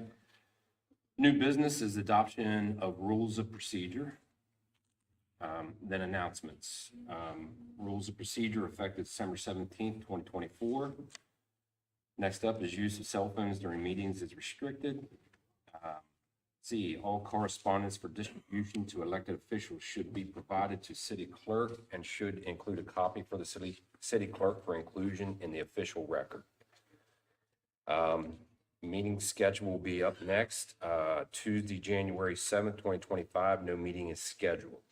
Tuesday, January 14th, 2025, work session at 4 p.m. Tuesday, January 21st, 2025, a work session at 4 p.m. Wednesday, January 22nd, 2025 is a day in Annapolis. And Tuesday, January 28th, 2025 is a regular session at 7 p.m. We'll also have agenda items, citizen comments. Citizen comments on agenda items shall be limited to topics listed for consideration on this agenda and limited to 3 minutes. Then we'll go minutes, November 12th, 2024, November 19th, 2024, November 20th, 2024, November 25th, 2024, and November 26th, 2024. Then the consent agenda. First up, city clerk, Hub City Marathon street closure on April 6th, 2025, and 2 laptops for city clerk's office, Dell Technologies at $2,800. Next under that would be engineering. First under engineering is purchase of recycling totes, Rarig Pacific Company from Erie, Pennsylvania at $11,066.40. Number 2 under engineering is miscellaneous traffic engineering services, retainer contract, KCI Technology, Sparks, Maryland, and Mead and Hunt, Columbia, Maryland. Next up is fire. Under fire is Burn Building Exterior Platforms, Janke and Sons Construction Incorporated, Grandview, Missouri at $19,816. And number 2 is Paratech Equipment That's what you just, at $330,809.92. Next up is police. Number 1 on police is Flock Raven Early Warning Gunshot Detection System, SHI, Somerset, New Jersey, at $21,013.42. Number 2, Space Saver Evidence Lockers, Storage Lock of Maryland Incorporated, Sparks, Maryland, $36,057.42. And last under police is workstations for Watch Center Radiology Table, Staples, at $19,659.87. Next up, Public Works. First under Public Works is Signal Controller Emergency Electrical Power Supply, Econolite, Glen Burnie, Maryland, $27,120. 2 under Public Works is Westinghouse Portable Inverter Generator, North Hagerstown Lowe's, Hagerstown, Maryland, $450.83. And third is the Golf Course Vehicles and Equipment, John Deere Terrain Cut Rough Mower and John Deere Z-Track Finch Turf Incorporated, Eldersburg, Maryland, at $101,669.98. Next up is utilities. First under utilities is water, annual treatment chemical purchase, various suppliers, at $1,711,962.88. Number 2, water census meters, LB Water Service, Chambersburg, Pennsylvania, $259,875. Number 3, water, RCW Water Plant Generator Repair, Curtis Power Solutions, Baltimore, Maryland, $17,243.26. Number 4, under utilities is water, polyaluminum chloride contract amendment, USALCO LLC, Baltimore, Maryland, $35,880. Number 5, water aggregates, DCR RC6, Martin Marietta, Williamsport, Maryland, $40,500. Wastewater annual chemical purchase, various vendors, $611,868.40. Wastewater hydraulic modeling for Pump Station 8 and gravity and sewer mains, Hazen and Sawyer, Baltimore, Maryland, $51,240. Wastewater flight mixer final clarifier number 1, Sherwood Logan, Annapolis, Maryland, $37,770.60. Wastewater IMCO Pista Grit Drive Head, Ovivo USA LLC, Salt Lake City, Utah, at $11,290.47. Wastewater Phase 1B Collection System Rehabilitation Project, additional work, Pleasance Construction Incorporated, Clarksburg, Maryland, $116,000. And last but not least, under utilities is wastewater, Pump Station 33 Engineering Services Change Order 2. Buchart? Okay, Buchart Horn, Baltimore, Maryland, $77,000. And last is, nope, that's just unfinished business. Approval of a resolution to ratify annexation A 2024-02, I-70 right-of-way, and Colonel Henry Douglas Drive, ROW. Under new business, approval of resolution authorizing the execution and delivery of a memorandum of understanding between the City of Hagerstown and the University System of Maryland at Hagerstown concerning operations at University Plaza. The approval of a resolution authorizing the execution and delivery of a memorandum of understanding between the City of Hagerstown and the University System of Maryland at Hagerstown for groundskeeping services at University Plaza. Approval of a resolution agreement with American Traffic Solutions Incorporated for red light camera enforcement. Approval of water and wastewater extension patent, Hagerstown LLC, extension to December 17th, 2025. Approval of water service 22420 Old Georgetown Road, and approval of water service at 18005 Showwater Road. Then general citizen comments. General citizen comments are welcome and shall be limited to 3 minutes. Just mention that the first item under new business. Oh, yeah. Go ahead, Donna. The first item under new business was scratched out. The approval resolution for R. Paul Smith Boulevard and Lois Harrison Boulevard is not completed at this time, so it'll be back for approval at a later date. Then we'll go through city administrator comments, mayor and council comments, and then adjourn.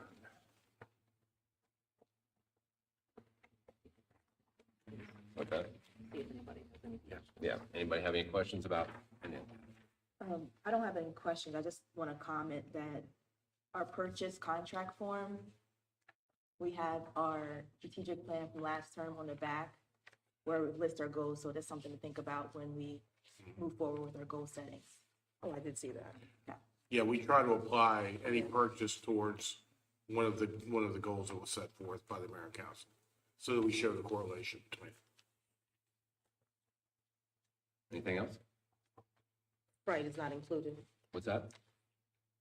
Right, it's not included in the total. Okay.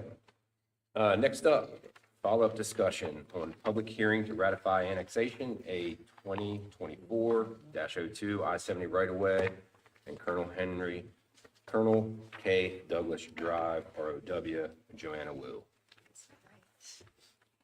Hello. Thanks, Sean. All right, so I'm here to talk about the public hearing for the annexation ratification. Just a little bit of a background since this is a new body. The city previously enacted the annexation case A-2024-02, which is I-70 right-of-way, State Highway, MBA, Colonel Henry K. Douglas Drive right-of-way. And we did that was done back in May of 2024, and that was approved.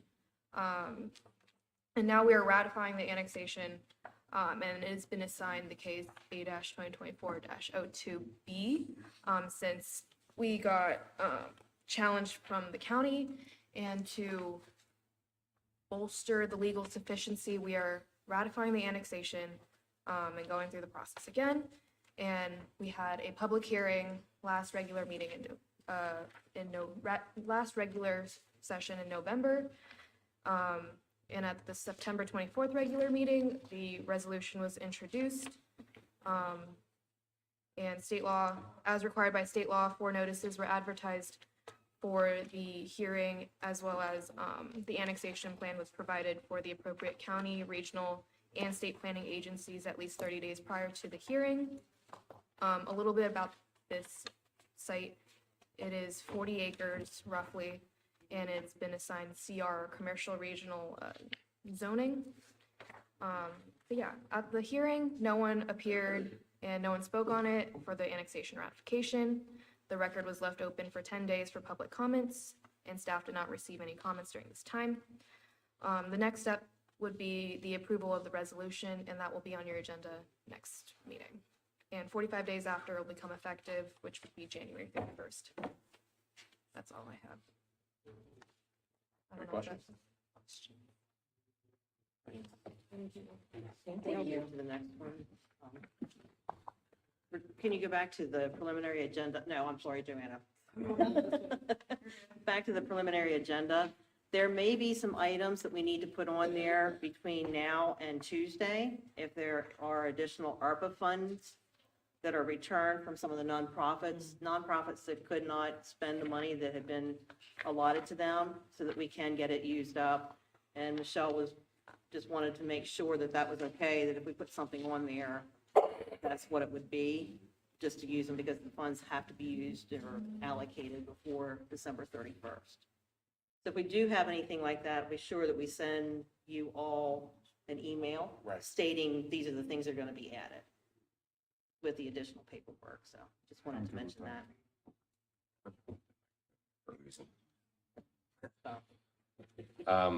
Next up, Land Management Code Amendments, ZT 2024-02, and it looks like Kathy Marr. That's right, not Steve Bachmiller. I see that. Good afternoon. Or evening, I guess. Almost dinner time. So a little bit of background for you.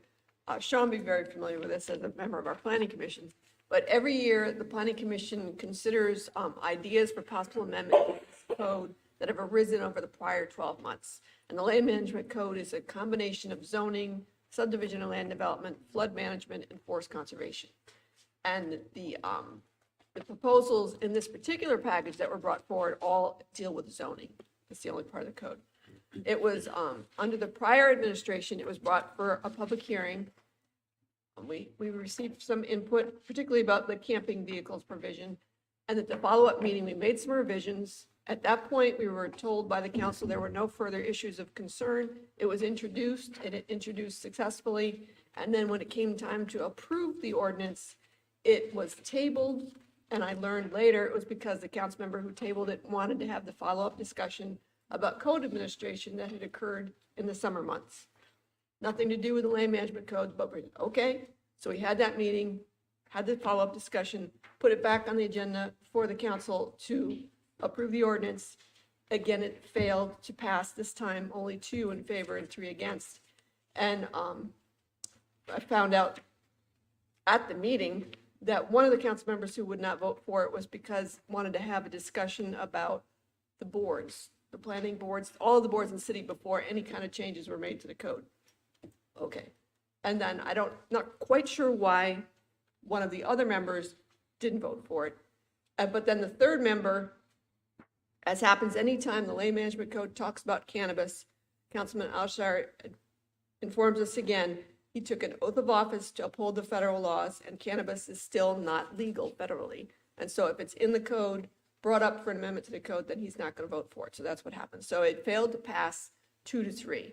We do have developers hoping to use some of the amendments that are in this code package, and so we wanted to bring it forward to see if this body was willing to entertain the package, either all of it, some of it, whatever, and if so, we've been advised by the attorney, we would need to start the process over with the council, having another public hearing, and then discussion, and then introduce and approve.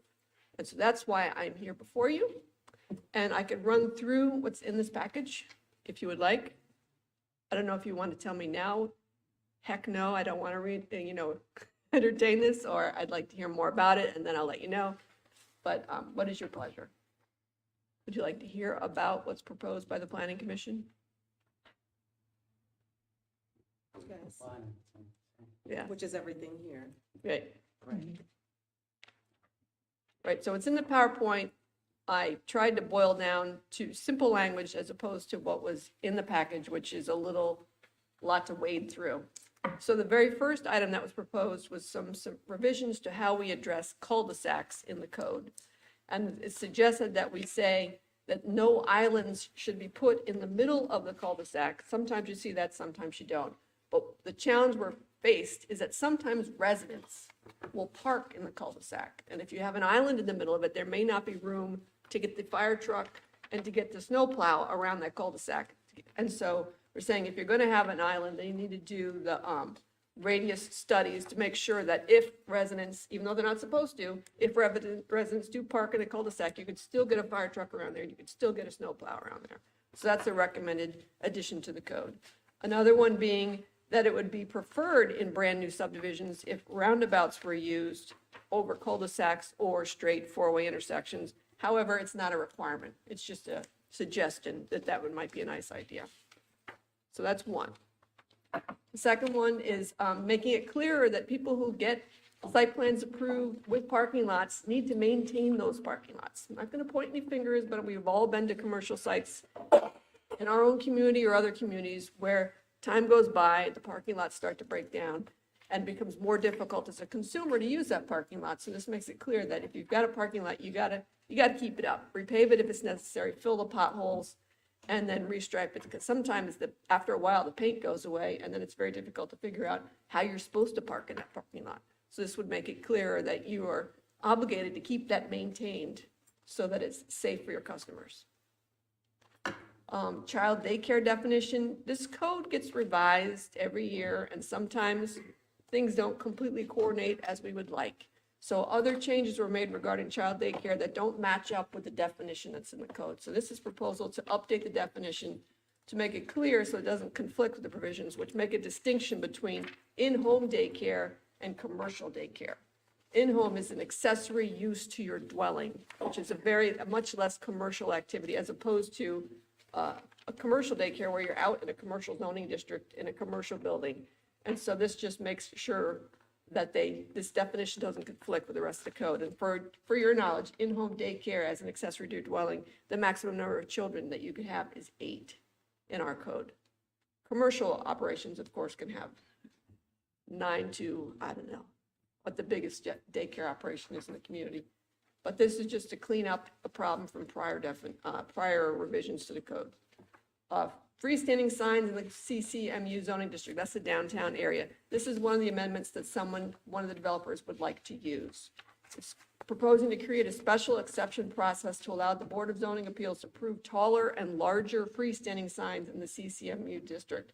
Would allow it to increase from 10 feet tall to 20 feet tall and from 40 square feet in sign area to 150 square feet in sign area. There's not that many places in the downtown where someone would even have room for a freestanding sign because a lot of people are built all the way up to the sidewalk and all the way up to their property lines. But there are some sites downtown that are more suburban in the way they were developed where you would have room for a freestanding sign. This would allow, if you have a good reason and it makes sense for that property, a process to be able to do something taller and larger. Projecting signs. These are the signs that hang out perpendicularly from the building on a bracket. Right now, the code, for a storefront sign, it's 8 square feet, which is not very big. And if you have a single occupant building, like say Discovery Station, it could be up to 32 square feet. This is proposing to allow the Historic District Commission to approve larger projecting signs in the downtown historic district. Our downtown is not Williamsburg, so it doesn't really make sense for us to have a Williamsburg kind of code. And so it's recommending that they should be allowed to approve larger signs on a case-by-case basis based on the characteristics of the building. And I don't think I got it in here, but it's also proposing that projecting signs anywhere in town should also be able to be larger, because none of the town is, Hagerstown is like Williamsburg with cutesy little signs. Theater marquee signs in the CCMU zoning district. Another business owner, actually the same business owner that wanted to use a freestanding sign provision, would like to use this one as well. It's to allow for, right now, we allow theater marquee signs to be approved on a case-by-case basis in the downtown for theater buildings that were built as theaters. This is proposing to allow it to be for any building containing a performance space. And that it would be, as with what the current code is, the Historic District Commission reviews it on a case-by-case basis about, yeah, this seems like it's suitable for that building. And again, as I said, someone would like to use this. Storage of motorhomes, camping trailers, boats, and personal watercraft and residential property. This was the one item that generated a lot of discussion that we made revisions to.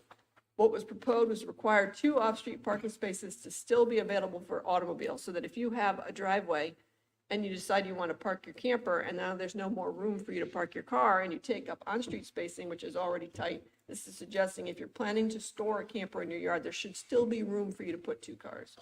Also, it must be the personal property of the occupant of the home, although you're not supposed to live in it if it's on your property.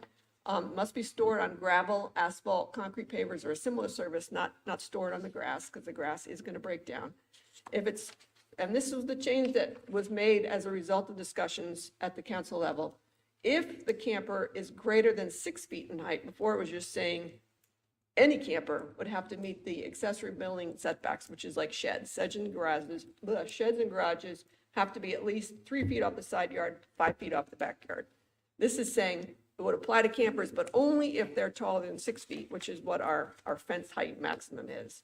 And then they can be in the front yard if they're greater than 6 feet, but they must be set back. If they're greater than 6 feet, they must be set back 20 to 25 feet from the street, whatever the primary building's front yard setback is.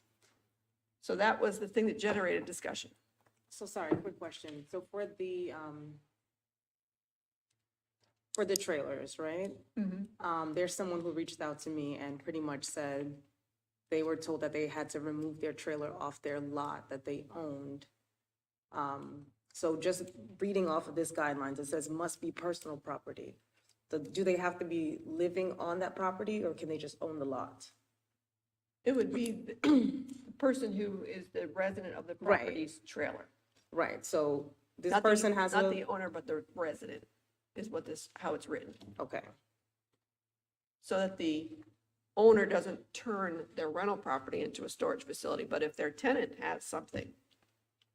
no, this is an owner who owns a lot, who had a camper there on it right now, and that reached out to me, said that they were told that they had to remove their camper off of the lot that he owned, and Is he this didn't a vacant- understand. Is that a vacant lot?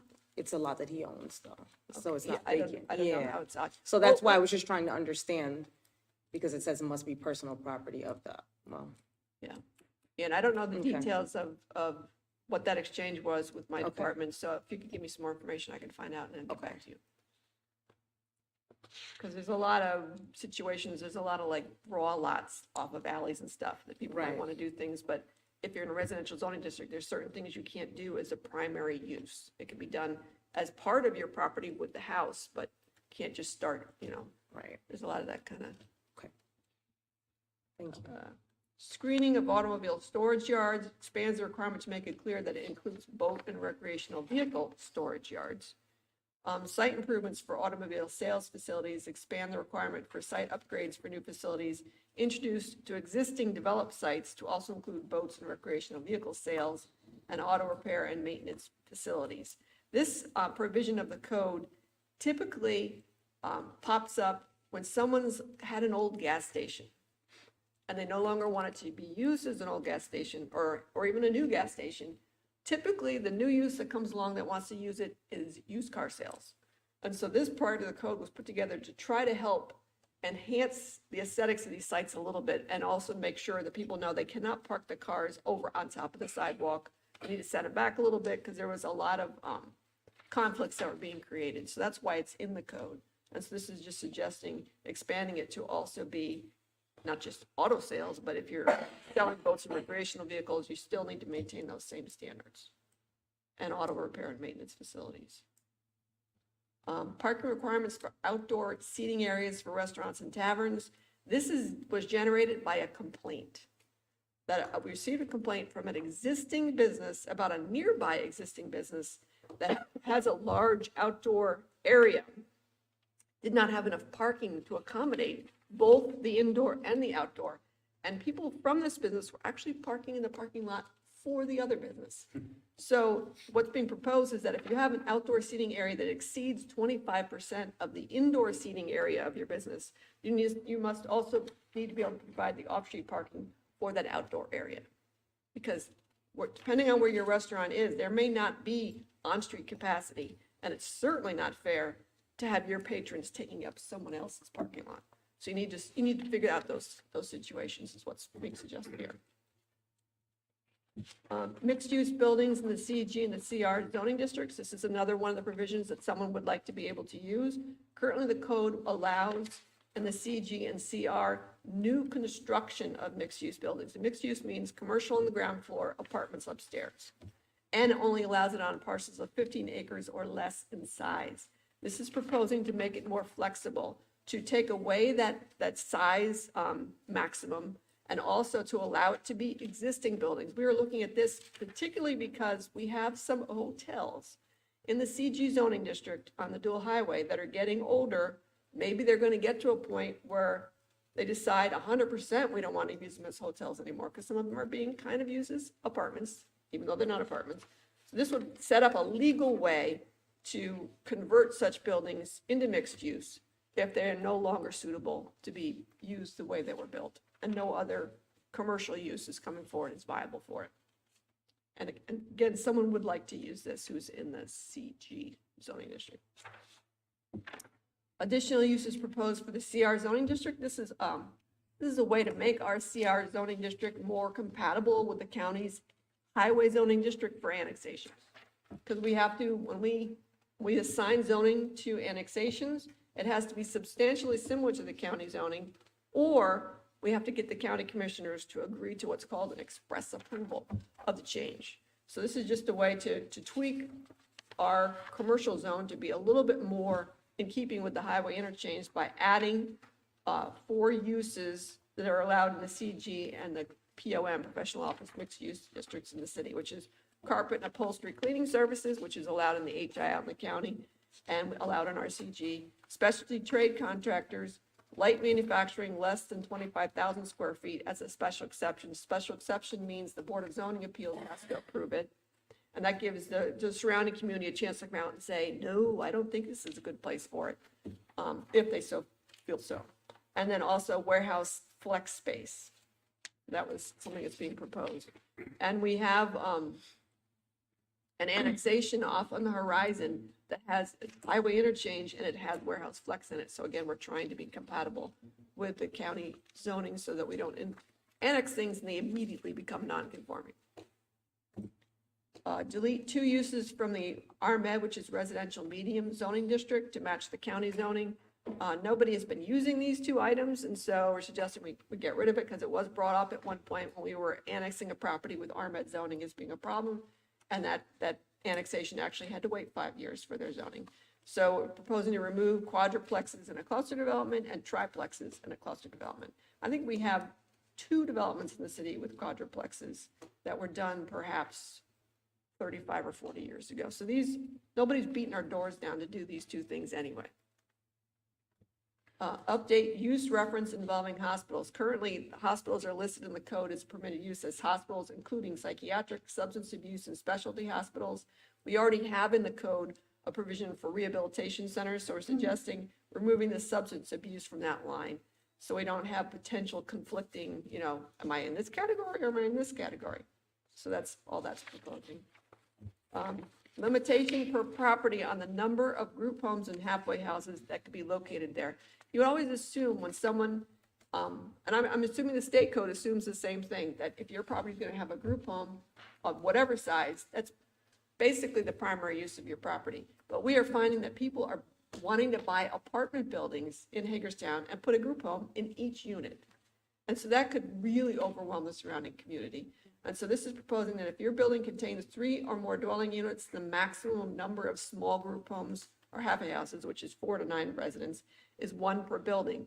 If you have a large group home that you want to put in, which is 10 to 16 residents, it's limited to 1 per structure. And this is a real thing that has been happening. That's subject to that apartment meeting the occupant per square foot parameters, correct? Yeah. Yep. So the same property owner bought 2 apartment buildings in the north part of the downtown with the intent of making each one of them a group. Modifications related to state code amendments to cannabis. The state tweaked the cannabis code last year. They added cannabis incubators and so we're suggesting that our definitions be updated to include cannabis incubators as well as CBD and hemp stores because of something else they did. And then changes to where certain uses are permitted.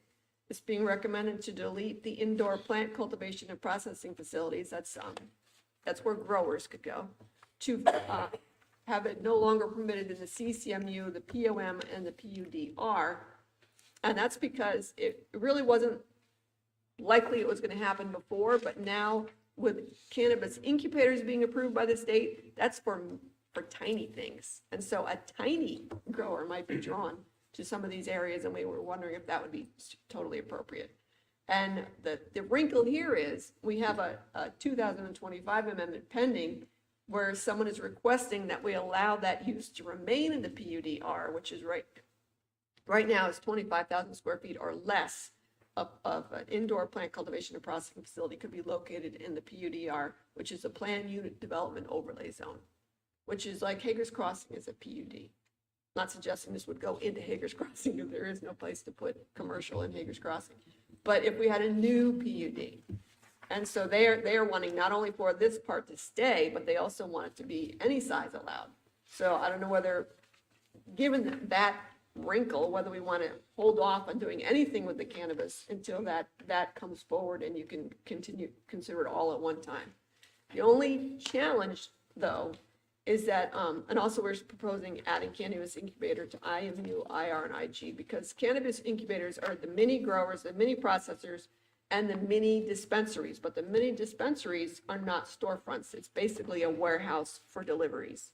And so those are industrial kinds of activities, so we're suggesting it go there, which is the same districts where we allow the maxi growers and processors. But one of the things that they did at the state level that makes things extremely awkward for us is the code now says you cannot treat cannabis dispensaries any differently than your zoning code treats alcohol beverage stores. And right now, our code treats alcoholic beverage stores as retail, and it's allowed in all but one of our non-residential zoning districts. So the question becomes, do we want to see cannabis dispensaries in all but one of our non-residential zones?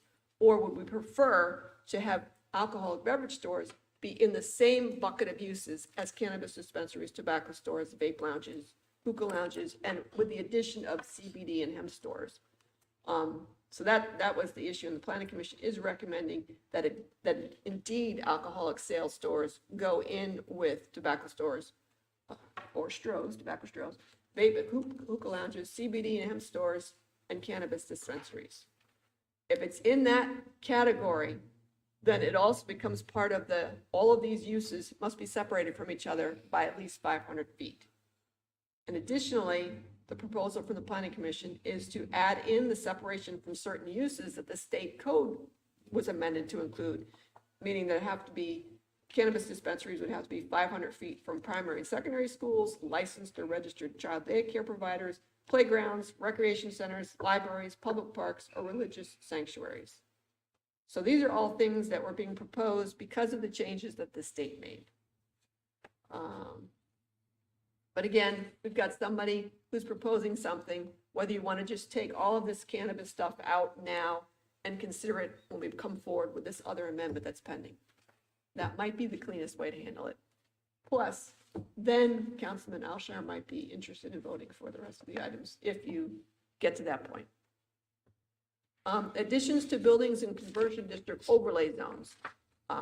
Last year or the year before, we removed the provision for the local conversion districts, which are little tiny old mixed-use commercial buildings in residential areas. It said if you're going to put an addition on it, it has to be out of the view of the main street, some language to that effect, something like that.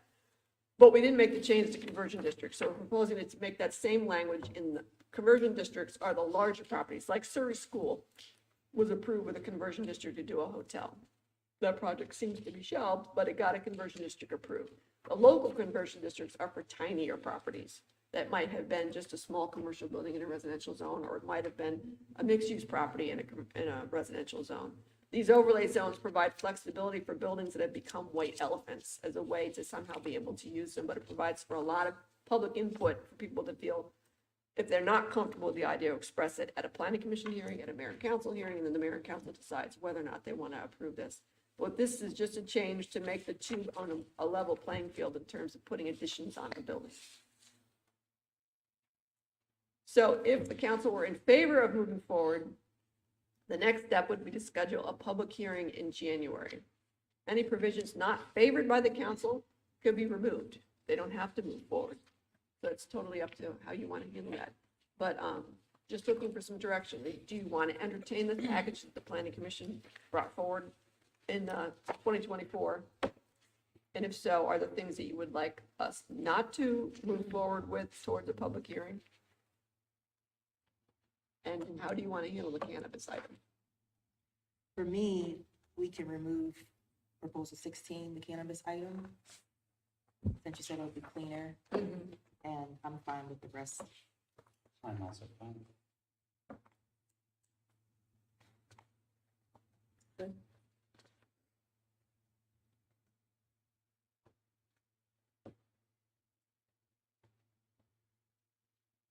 Okay. Agreed? Yep. That would be, that would be the end of January, and we'll pull out the cannabis part, and then once the amendment that has to start with the planning commission moves forward, we'll bring that with this to you, and you can decide how you want to handle everything. Thank you. Thank you. And you'll just be aware, there'll only be 4 of you voting for or against, or 4 if it's going to be 4. All right, thank you. Thanks, Kathy. Thank you. Okay, next up, request for approval of an extension to city water and wastewater, Patton Hagerstown LLC, Breeze Hill Water Extension. Nancy and Doug. So, good evening. A little background on the water and wastewater approval process. So the city provides water inside the MRGA, and the MRGA is the medium range growth area. It includes a projected area of growth outside of the boundaries of the city. We serve this growth area, so no special request is needed for the service area in the MRGA. The last page of your packet is the map of the MRGA. The color outline is blue. Your reference. A developer or business seeking water service outside the MRGA may request water under exception 6 for an economic development project of the water and wastewater policy. The request needs to come to the city with a letter of support from the Board of County Commissioners. And the city and county agreed to targeted economic development areas outside the MRGA that are shown on the map as highlighted in green. This was back in 2020. Department of Community and Economic Development and Utilities bring these requests for review and approval for mayor and council. And a developer or business may request an extension of time if they do not complete their project by the deadline set by the motion of approval. That's why we're here today to bring the mayor and council as an extension for time for a previously approved request, and this is not a new request. The water and wastewater policy is included toward the end of your packets, and we're here to review exception 6 for an economic development project as an exception of the policy. So a little background on this particular water request is there's a history of approval that's included in your packet. The initial request was actually requested for Taylor Bowen back in 2021.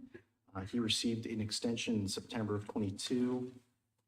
We, as the city, amended the water and wastewater policy to allow for a transfer of property water approvals to new entities with conditions in 23. So Patton Hagerstown took over the property during this period of time, and we approved a water extension request in January 30th of this year. And they're here requesting via their letter another extension from 12/17/2025. So Patton has submitted a timely request of extension, and with estimated water allocation, capital investment, and intended use of the property that remained the same from the originally submitted application for water in April of 21. And Patton is requesting an additional 12 months to that December 17, 2025 date to develop the site. A little background on the project is Patton Hagerstown LLC. It's for an industrial warehouse located at 14735 City Court Drive at the Airport Business Park. It's about 16 acres in size. The capital investment is expected to be between $8 and $10 million with a creation of 12 to 30 employees. They anticipate the water usage to be about 400 gallons per day based on similar sized warehouses. And currently, a site plan has been submitted by Patton into the county on September 27, 2024, and have indicated a 6-month review process to get the site plan approval. That timeframe is similar to other developers that have submitted to the county, so it's within line of other developing. Some notes about the location of the site. So the location of the site is based upon the boundary adjustment. So if you look at your map at the back side of your packets, I've highlighted it as a star in section B1. So it is in that green area that we've anticipated from approval back in 2020. And as the Community and Economic Development and Utility Departments, we recognize the water and services are available to the parcels and support the consideration for mayor and council for exceptions being requested for this economic development project. Included in the packet is the letter of request from the developer, a draft motion for the extension, as well as the previous motion packet from the last extension that includes the Board of County Commissioners' support for the project. Let's see anything there. No, not really. Other than, the Utilities Department does support its extension.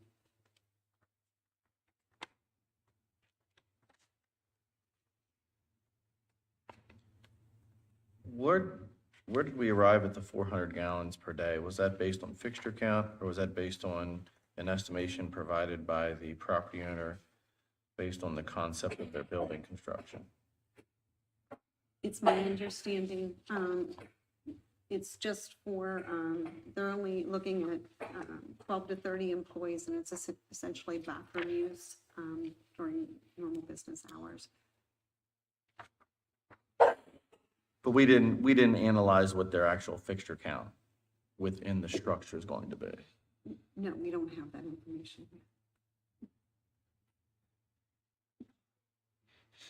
I mean, I don't have any issue with extending it. I just think for future reference for these types of speculative projects, given the volume that these types of buildings appear to consume after the allocation is provided, that maybe we think about establishing some type of minimum figure. For me, 1,000 gallons per day comes to mind.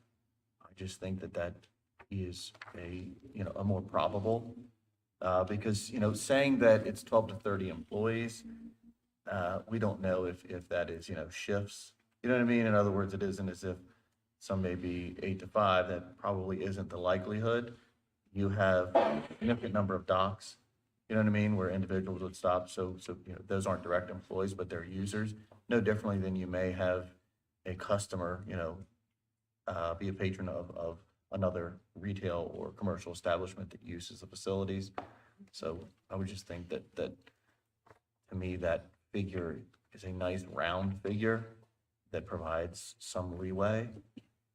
One of the things that we have allowed is when a developer isn't exactly sure, but they don't want to over-purchase allocation, especially given the cost per gallon or cost per EDU, we have allowed them on their site plan to identify, let's say in this case, 400 gallons per day.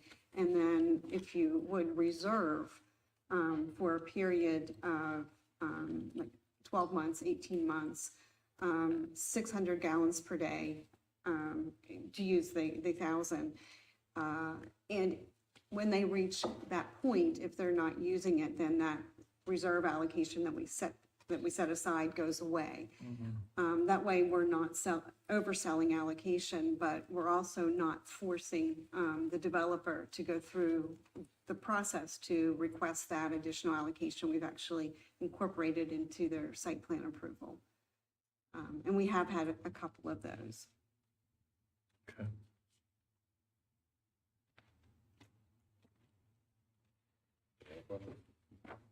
Have their site plans been approved or? It's been submitted, it's not been approved. Well, they're projecting 6 months from September, so it's probably going to be early spring, about in that range. It's a fairly easy approval for us because there's no, it's just a water service. So like no inspections, no?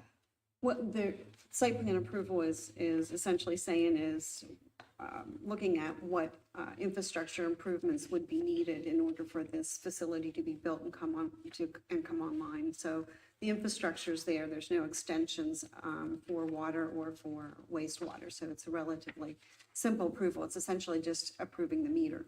I see. From our side, not necessarily. Right, from our side, yes. From the county, I'm not sure. There may be, anything from road issues to whatever.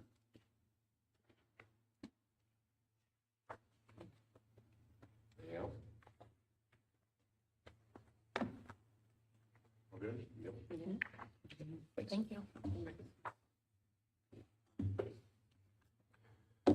Next up, new water service request, 22420 Old Georgetown Road and 18005 Showwater Road.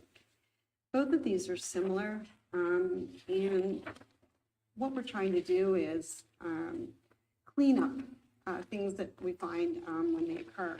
In both of these cases, the property, it was a single parcel, but it had two units on it, and both of them are receiving water. The parcels in both cases are being subdivided, and because of where they're located geographically as it pertains to our service area, would be technically outside of our service area for approval.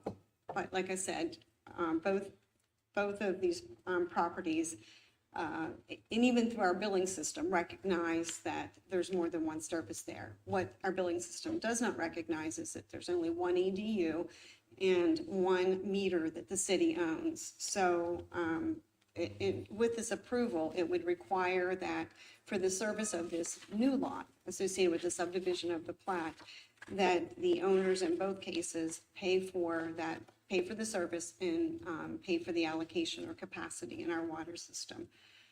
For me, it's just kind of cleaning up some residual stuff that's out there that's coming across our desk. And this one requires mayor and council approval because it goes beyond staff approval. Any questions? So are these properties that are already served?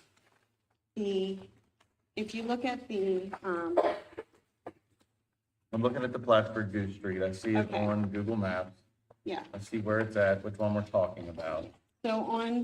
Do both of these houses currently exist? The one facing Goose Street and the one facing Old Georgetown. The one facing Old Georgetown Road was tore down and a new house is gonna be built. And Okay. It is served through a private service line off of Goose Street. So, but there was already a building there being served. Yes, Is the subdivision a new subdivision of the property? yes, So previously, there were two houses on one property, both of them served through a single line or through two separate services? through a single line, one So- meter. And I apologize, are we charging this one a new meter fee, or we're just saying Yes. we are? We would, because they're subdividing the lot, and I would anticipate at some point that they would probably, it wouldn't be the same owner, so. Is the house recently torn down, or has the property been vacant for an extended period of time? In other words, is all this happening at once? Or is this, hey, there used to be a house here 17 years ago, there's still a line that goes back to this, we'd like to cut our property in half and put a new house here? I think the property actually transferred, and I'm not sure how long it was vacant. I do know that that the property facing Old Georgetown was demoed.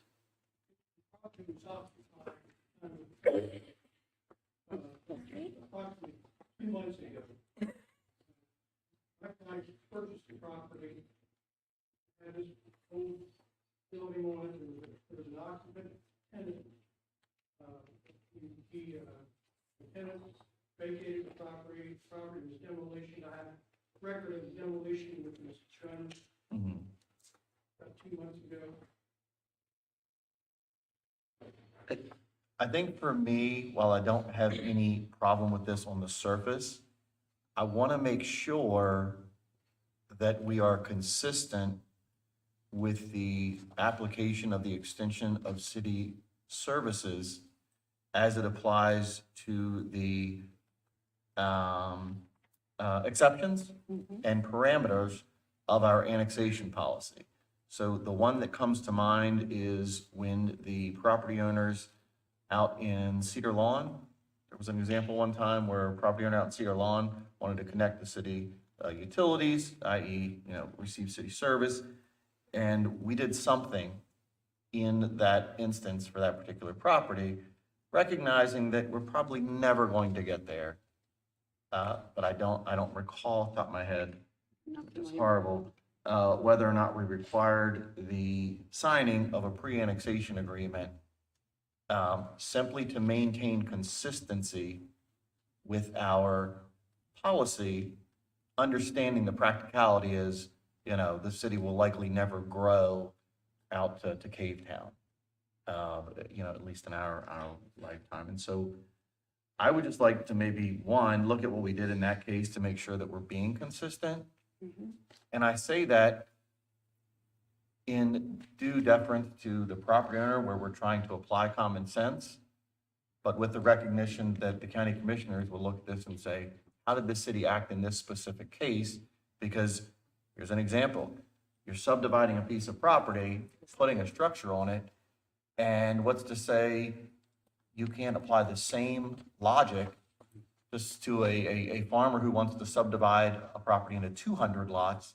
You have to do the same for me as you did in this case, regardless of whether it was 1 lot or 200 lots. I just want to be consistent. Yeah, I suspect, this predates me, but I suspect when, at some point in time, the city was approached on this, and because of our policy, it's 1 meter per parcel, that is why a second meter was not set there, because it was 1 parcel.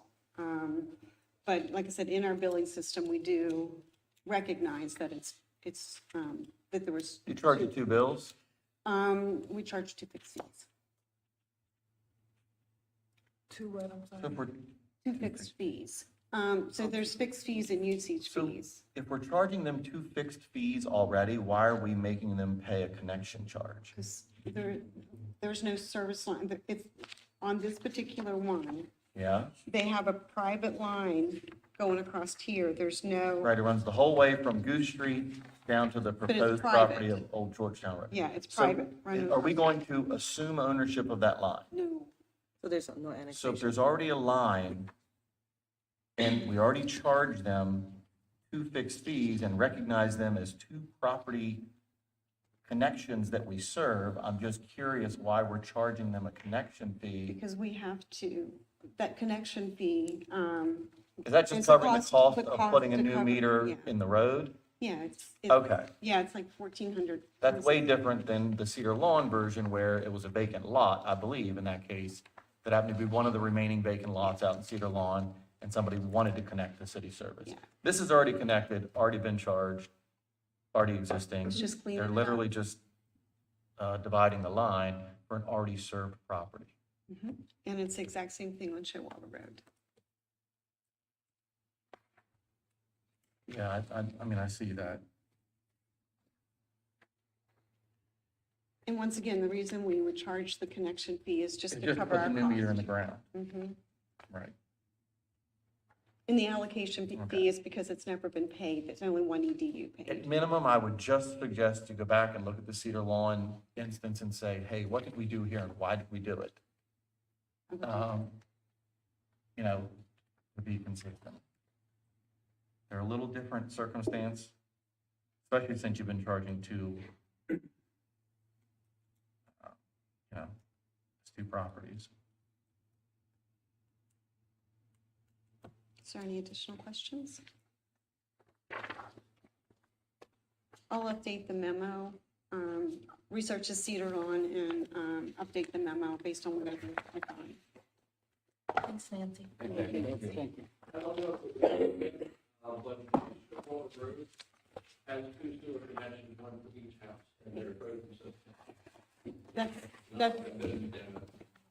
That's the same for Goose and Old Georgetown. The county has, they are served separate sewer. They, on both cases, are county customers For sewer. for sewer, yeah. So there are two laterals for sewer. Thank you.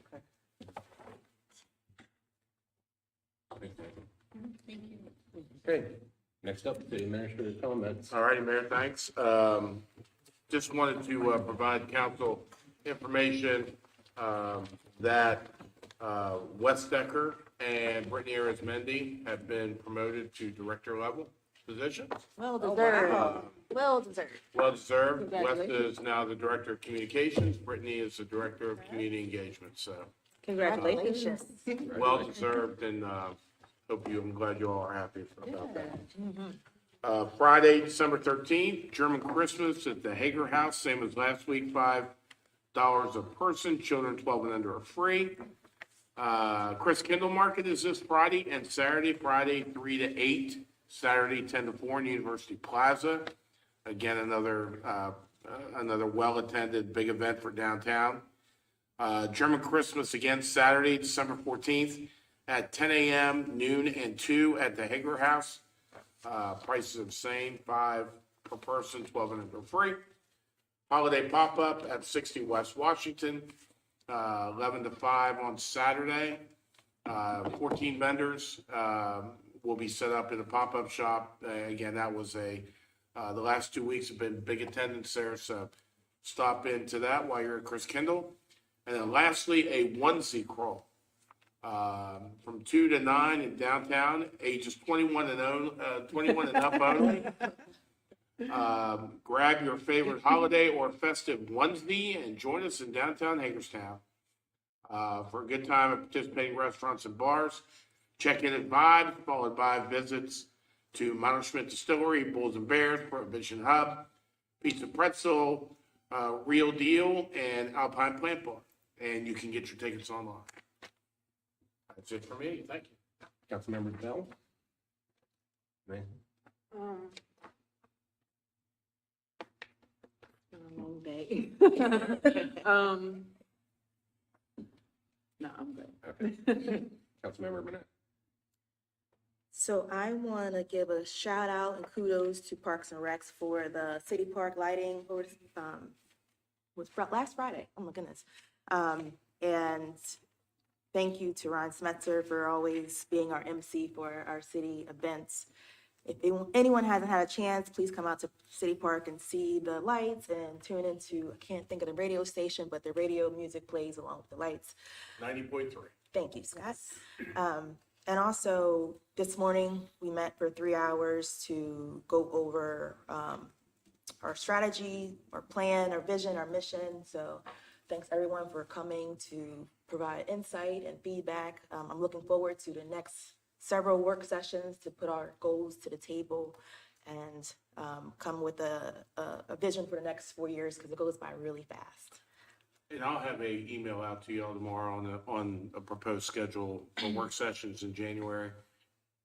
We'll do a work session before the regular session on the, I can't remember the date, Donna, 27th? 28th. We'll do a 6 o'clock work session, and that would be when we cover the last, I think, 3 or 4 that there would be. And so we can have wrapped up in January. Sounds like a plan. And I just want to share this post I saw on Instagram from Fit Through Mental Health. Someone you know is preparing for their first Christmas without their husband, wife, mother, father, brother, sister, daughter, or son. Others are preparing for their last, regardless of the specifics. Remember that this season of joy is often a season of sorrow for many. Be kind, be generous, give love, give help. If nothing else, just don't give people a hard time. Thank you. Councilmember Flaherty. I have nothing to add. Councilmember Anderson. Cookie Crawl was a success, so thank you, Brittany, and we look forward to next year. And I just want to echo what Councilmember Burnett said. The city park tree lighting was wonderful. The amount of public that came out was great. The sense of community was awesome. All of us worked together and showed up. It was just a wonderful thing to see. And that's it. So any questions about agenda today? Do I get a motion to adjourn? Second? Second. Who's first? Who was the first? Who was the first on the motion? Caroline. Caroline. Yeah? Second. There we go. I know who's second. I could tell that. Thank you. All right, hearing that, we're adjourned.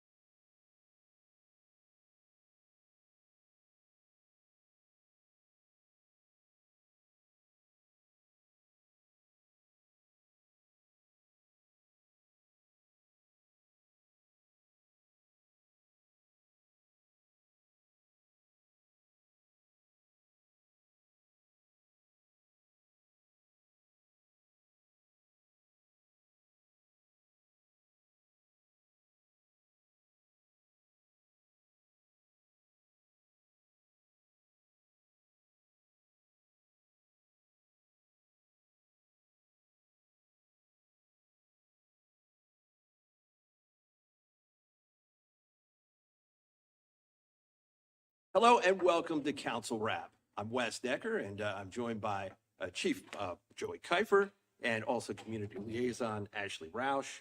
We want to talk a little bit more, I guess, about the anti-camping ordinance and the proposal of that ordinance as presented to Mayor and Council in the meeting earlier this afternoon. And Chief, I said to you before we went live here, I'm not exactly sure where to go with this. And the reason for that, as I'll reiterate, is that when you hear anti-camping ordinance, I think right away it gets people's blood pressure up a little bit in terms of what they are sort of defining that to be in their own mind.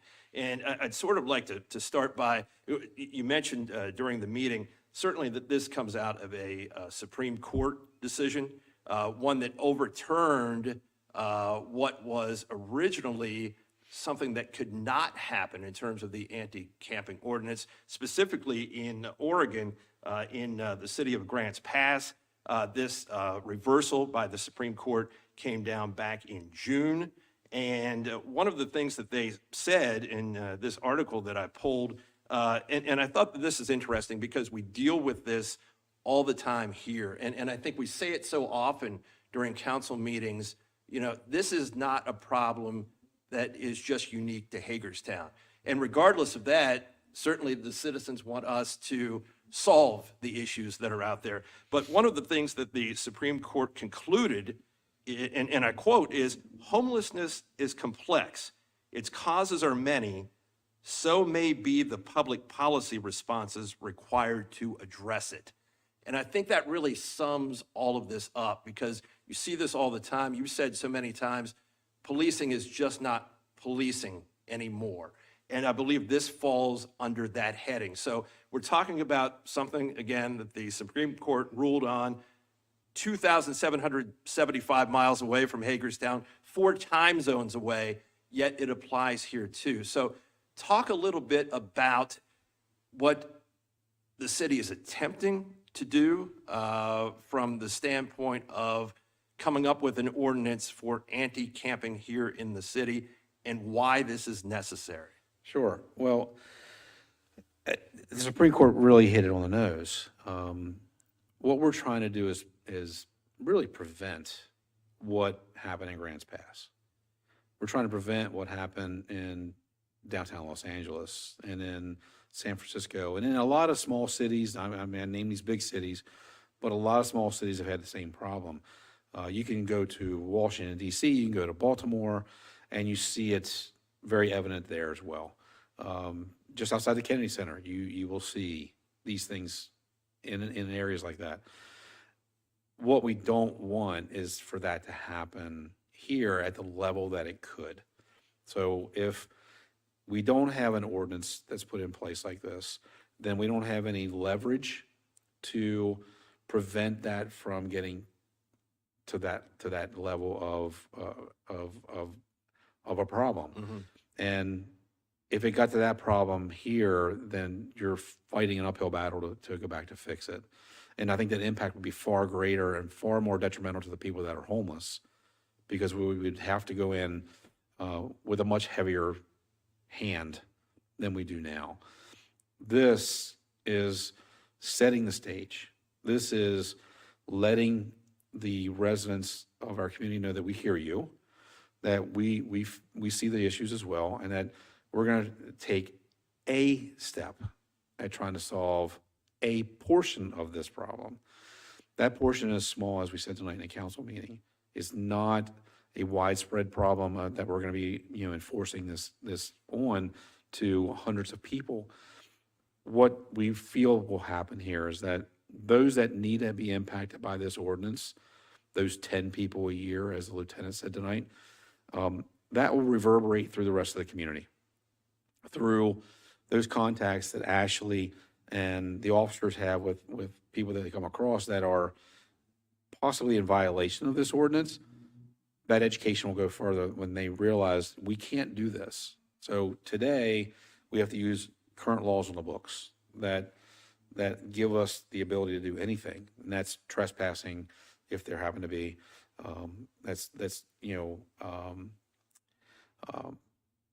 any kind of loitering laws that they are disturbing the peace. As the Lieutenant said, blocking free passage if you have to step over someone to get down a sidewalk. But not every time is that like that. So having this ordinance in place will cover those other times when that's not there. We have a lot of times that we go into campsites that are on city property that are along our tributaries, the creeks and the streams and stuff. And as Ashley pointed out, at the council meeting, come this time of year, we might find that campsite that we realize is there, takes dump trucks to go in there and clear that out.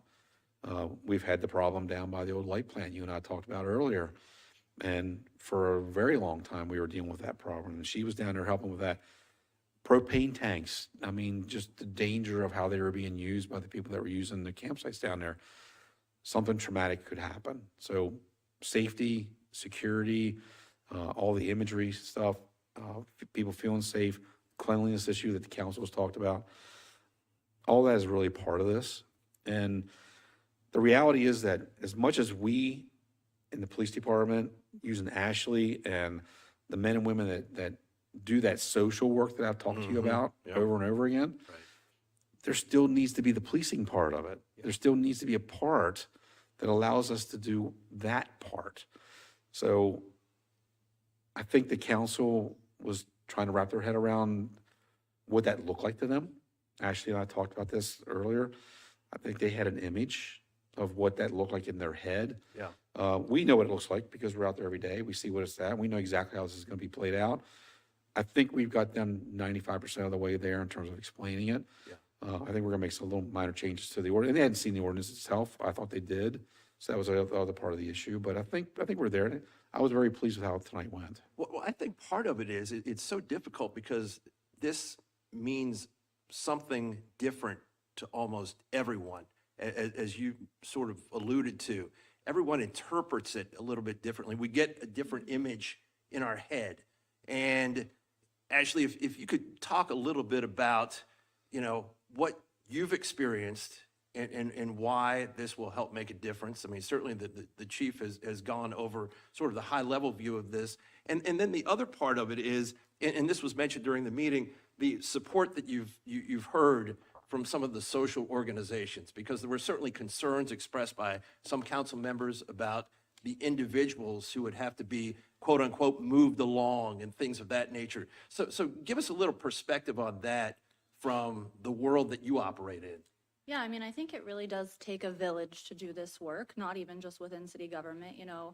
We talk all the time that this isn't even just a police issue. I mean, code deals a lot with this. We really work across departmental lines within the city to address all of these issues. But with social organizations, everybody's working really hard. And it seems like grant funding has been tight. And so social organizations are doing the very best they can with what they have, which right now is not really a lot for a lot of them. I think that social organizations sometimes get a bad rap. I think people magically think that nonprofits just have tons of money lying around to do whatever they want with, or tons of empty buildings that they can house people. But the reality is that isn't the reality. So we work really closely together with a ton of social organizations. As I mentioned earlier in the council meeting, the Local Homeless Coalition, which is made up of a number of local organizations, we really have started coming together more frequently and to address other issues affecting the homeless population, specifically families. So having the ordinance itself would really help with what I like to call that segment of the population that really kind of just gives the idea of unhoused and homeless a bad rap. We talk about this a lot with violent crimes initiatives. Years ago when I worked in that area, we would target those high priority offenders, those 10 to 12 individuals that were doing the most harm in our community. I see this ordinance as a way to do the same thing with those high priority offenders in that population. So even though, and I know that Lieutenant Lewis mentioned 10 people, it's roughly just a dozen or so folks that are kind of the repeat offenders that are really causing some of those perception issues in the community that everyone talks about, that this would really help with the enforcement side of those things. Yes, and I know Councilmember Bell had mentioned one individual that she knows in particular who lives this way in a campsite, so to speak, but then goes to work on a regular basis. But that does not necessarily preclude an individual from not falling under the umbrella of this, what you might call preventative management tool for preventing this type of situation, which we're trying to mitigate. Yep. And someone like that, we're gonna have a discussion with him if he is on public property. And we would have a discussion with him and figure out if indeed he wants to be housed, because as mentioned earlier, some folks choose not to. Right. I work with lots of folks that work and they make money and they just bank their money. They just want to live without the crazy, outrageous rent payments that we have now, and you know, with the lack of affordable housing. So we would have a discussion with that individual, and then that's when we call in community partners. We start case managing. We find out if they are educated on the housing list and working with local agencies on being housed. It is not a one size fits all approach. No. When you are with individuals, as we discussed all of the things, the plethora of things this could be, you really just have to have a people-centered approach where you have an open and honest discussion with the people that you're working with in the community, and you have to build trust. And that is one of the things I think in my position working with officers that's unique, because not everyone trusts a uniform or a badge. But when I go out, they typically are a little less apprehensive and willing to speak with me. And then just having conversations and figuring out what they need and then connecting them to the right places. So it's definitely something that we're doing. But again, not everybody wants that. Right. And people, most people who see the issue, so to speak, I mean, because they see it on a regular basis, they just want it to go away. I think we've heard that over the last number of months with the social organizations that have come in and have talked to mayor and council, trying to get to the bottom of, those things that the city can actually affect. And what's interesting to me when I go back to this article from Grants Pass, some of the key takeaways from this, and they list them here, cities may impose criminal penalties for sleeping and camping outside. Now, that's in Oregon. Chief, we talked about this before we went on here. In Maryland, you can't jail someone, or you can't make this a punitive offense in terms of putting them behind bars, but you certainly have a tool where you can help mitigate this issue, and where they have to adhere to that, or else there are consequences. Yeah, and the difference with Oregon and with Maryland, when they changed the laws, several years ago at the state level, certain crimes, misdemeanor crimes, have to be cited with a ticket, with a citation. Where years past, we could physically lock you up and take you in front of a commissioner on these charges. Now it's done that way, and there's mitigating factors that eventually we can lock you up if you do certain things, but their steps have to be taken to get to that level. So to the level that I'm going to show up at a campsite and just put handcuffs on you, walk you out, put you in a car, drive you away, very highly unlikely that's ever going to happen unless there's other issues going on, crimes going on. Right. So you're going to get issued a citation, you're going to be made to leave. And then if you refuse to leave, if you say, I'm not going anywhere, I'm not going to get, now you're stepping into that realm where I can physically lock you up. But generally speaking, everyone will comply, for the most part with that, with the exception of a handful. And so it's not going to solve the problem. As Ashley said, it's that real small percentage of highly visible that it's going to hopefully have an impact, a positive impact on. I also see using the system, the judicial system, as a tool.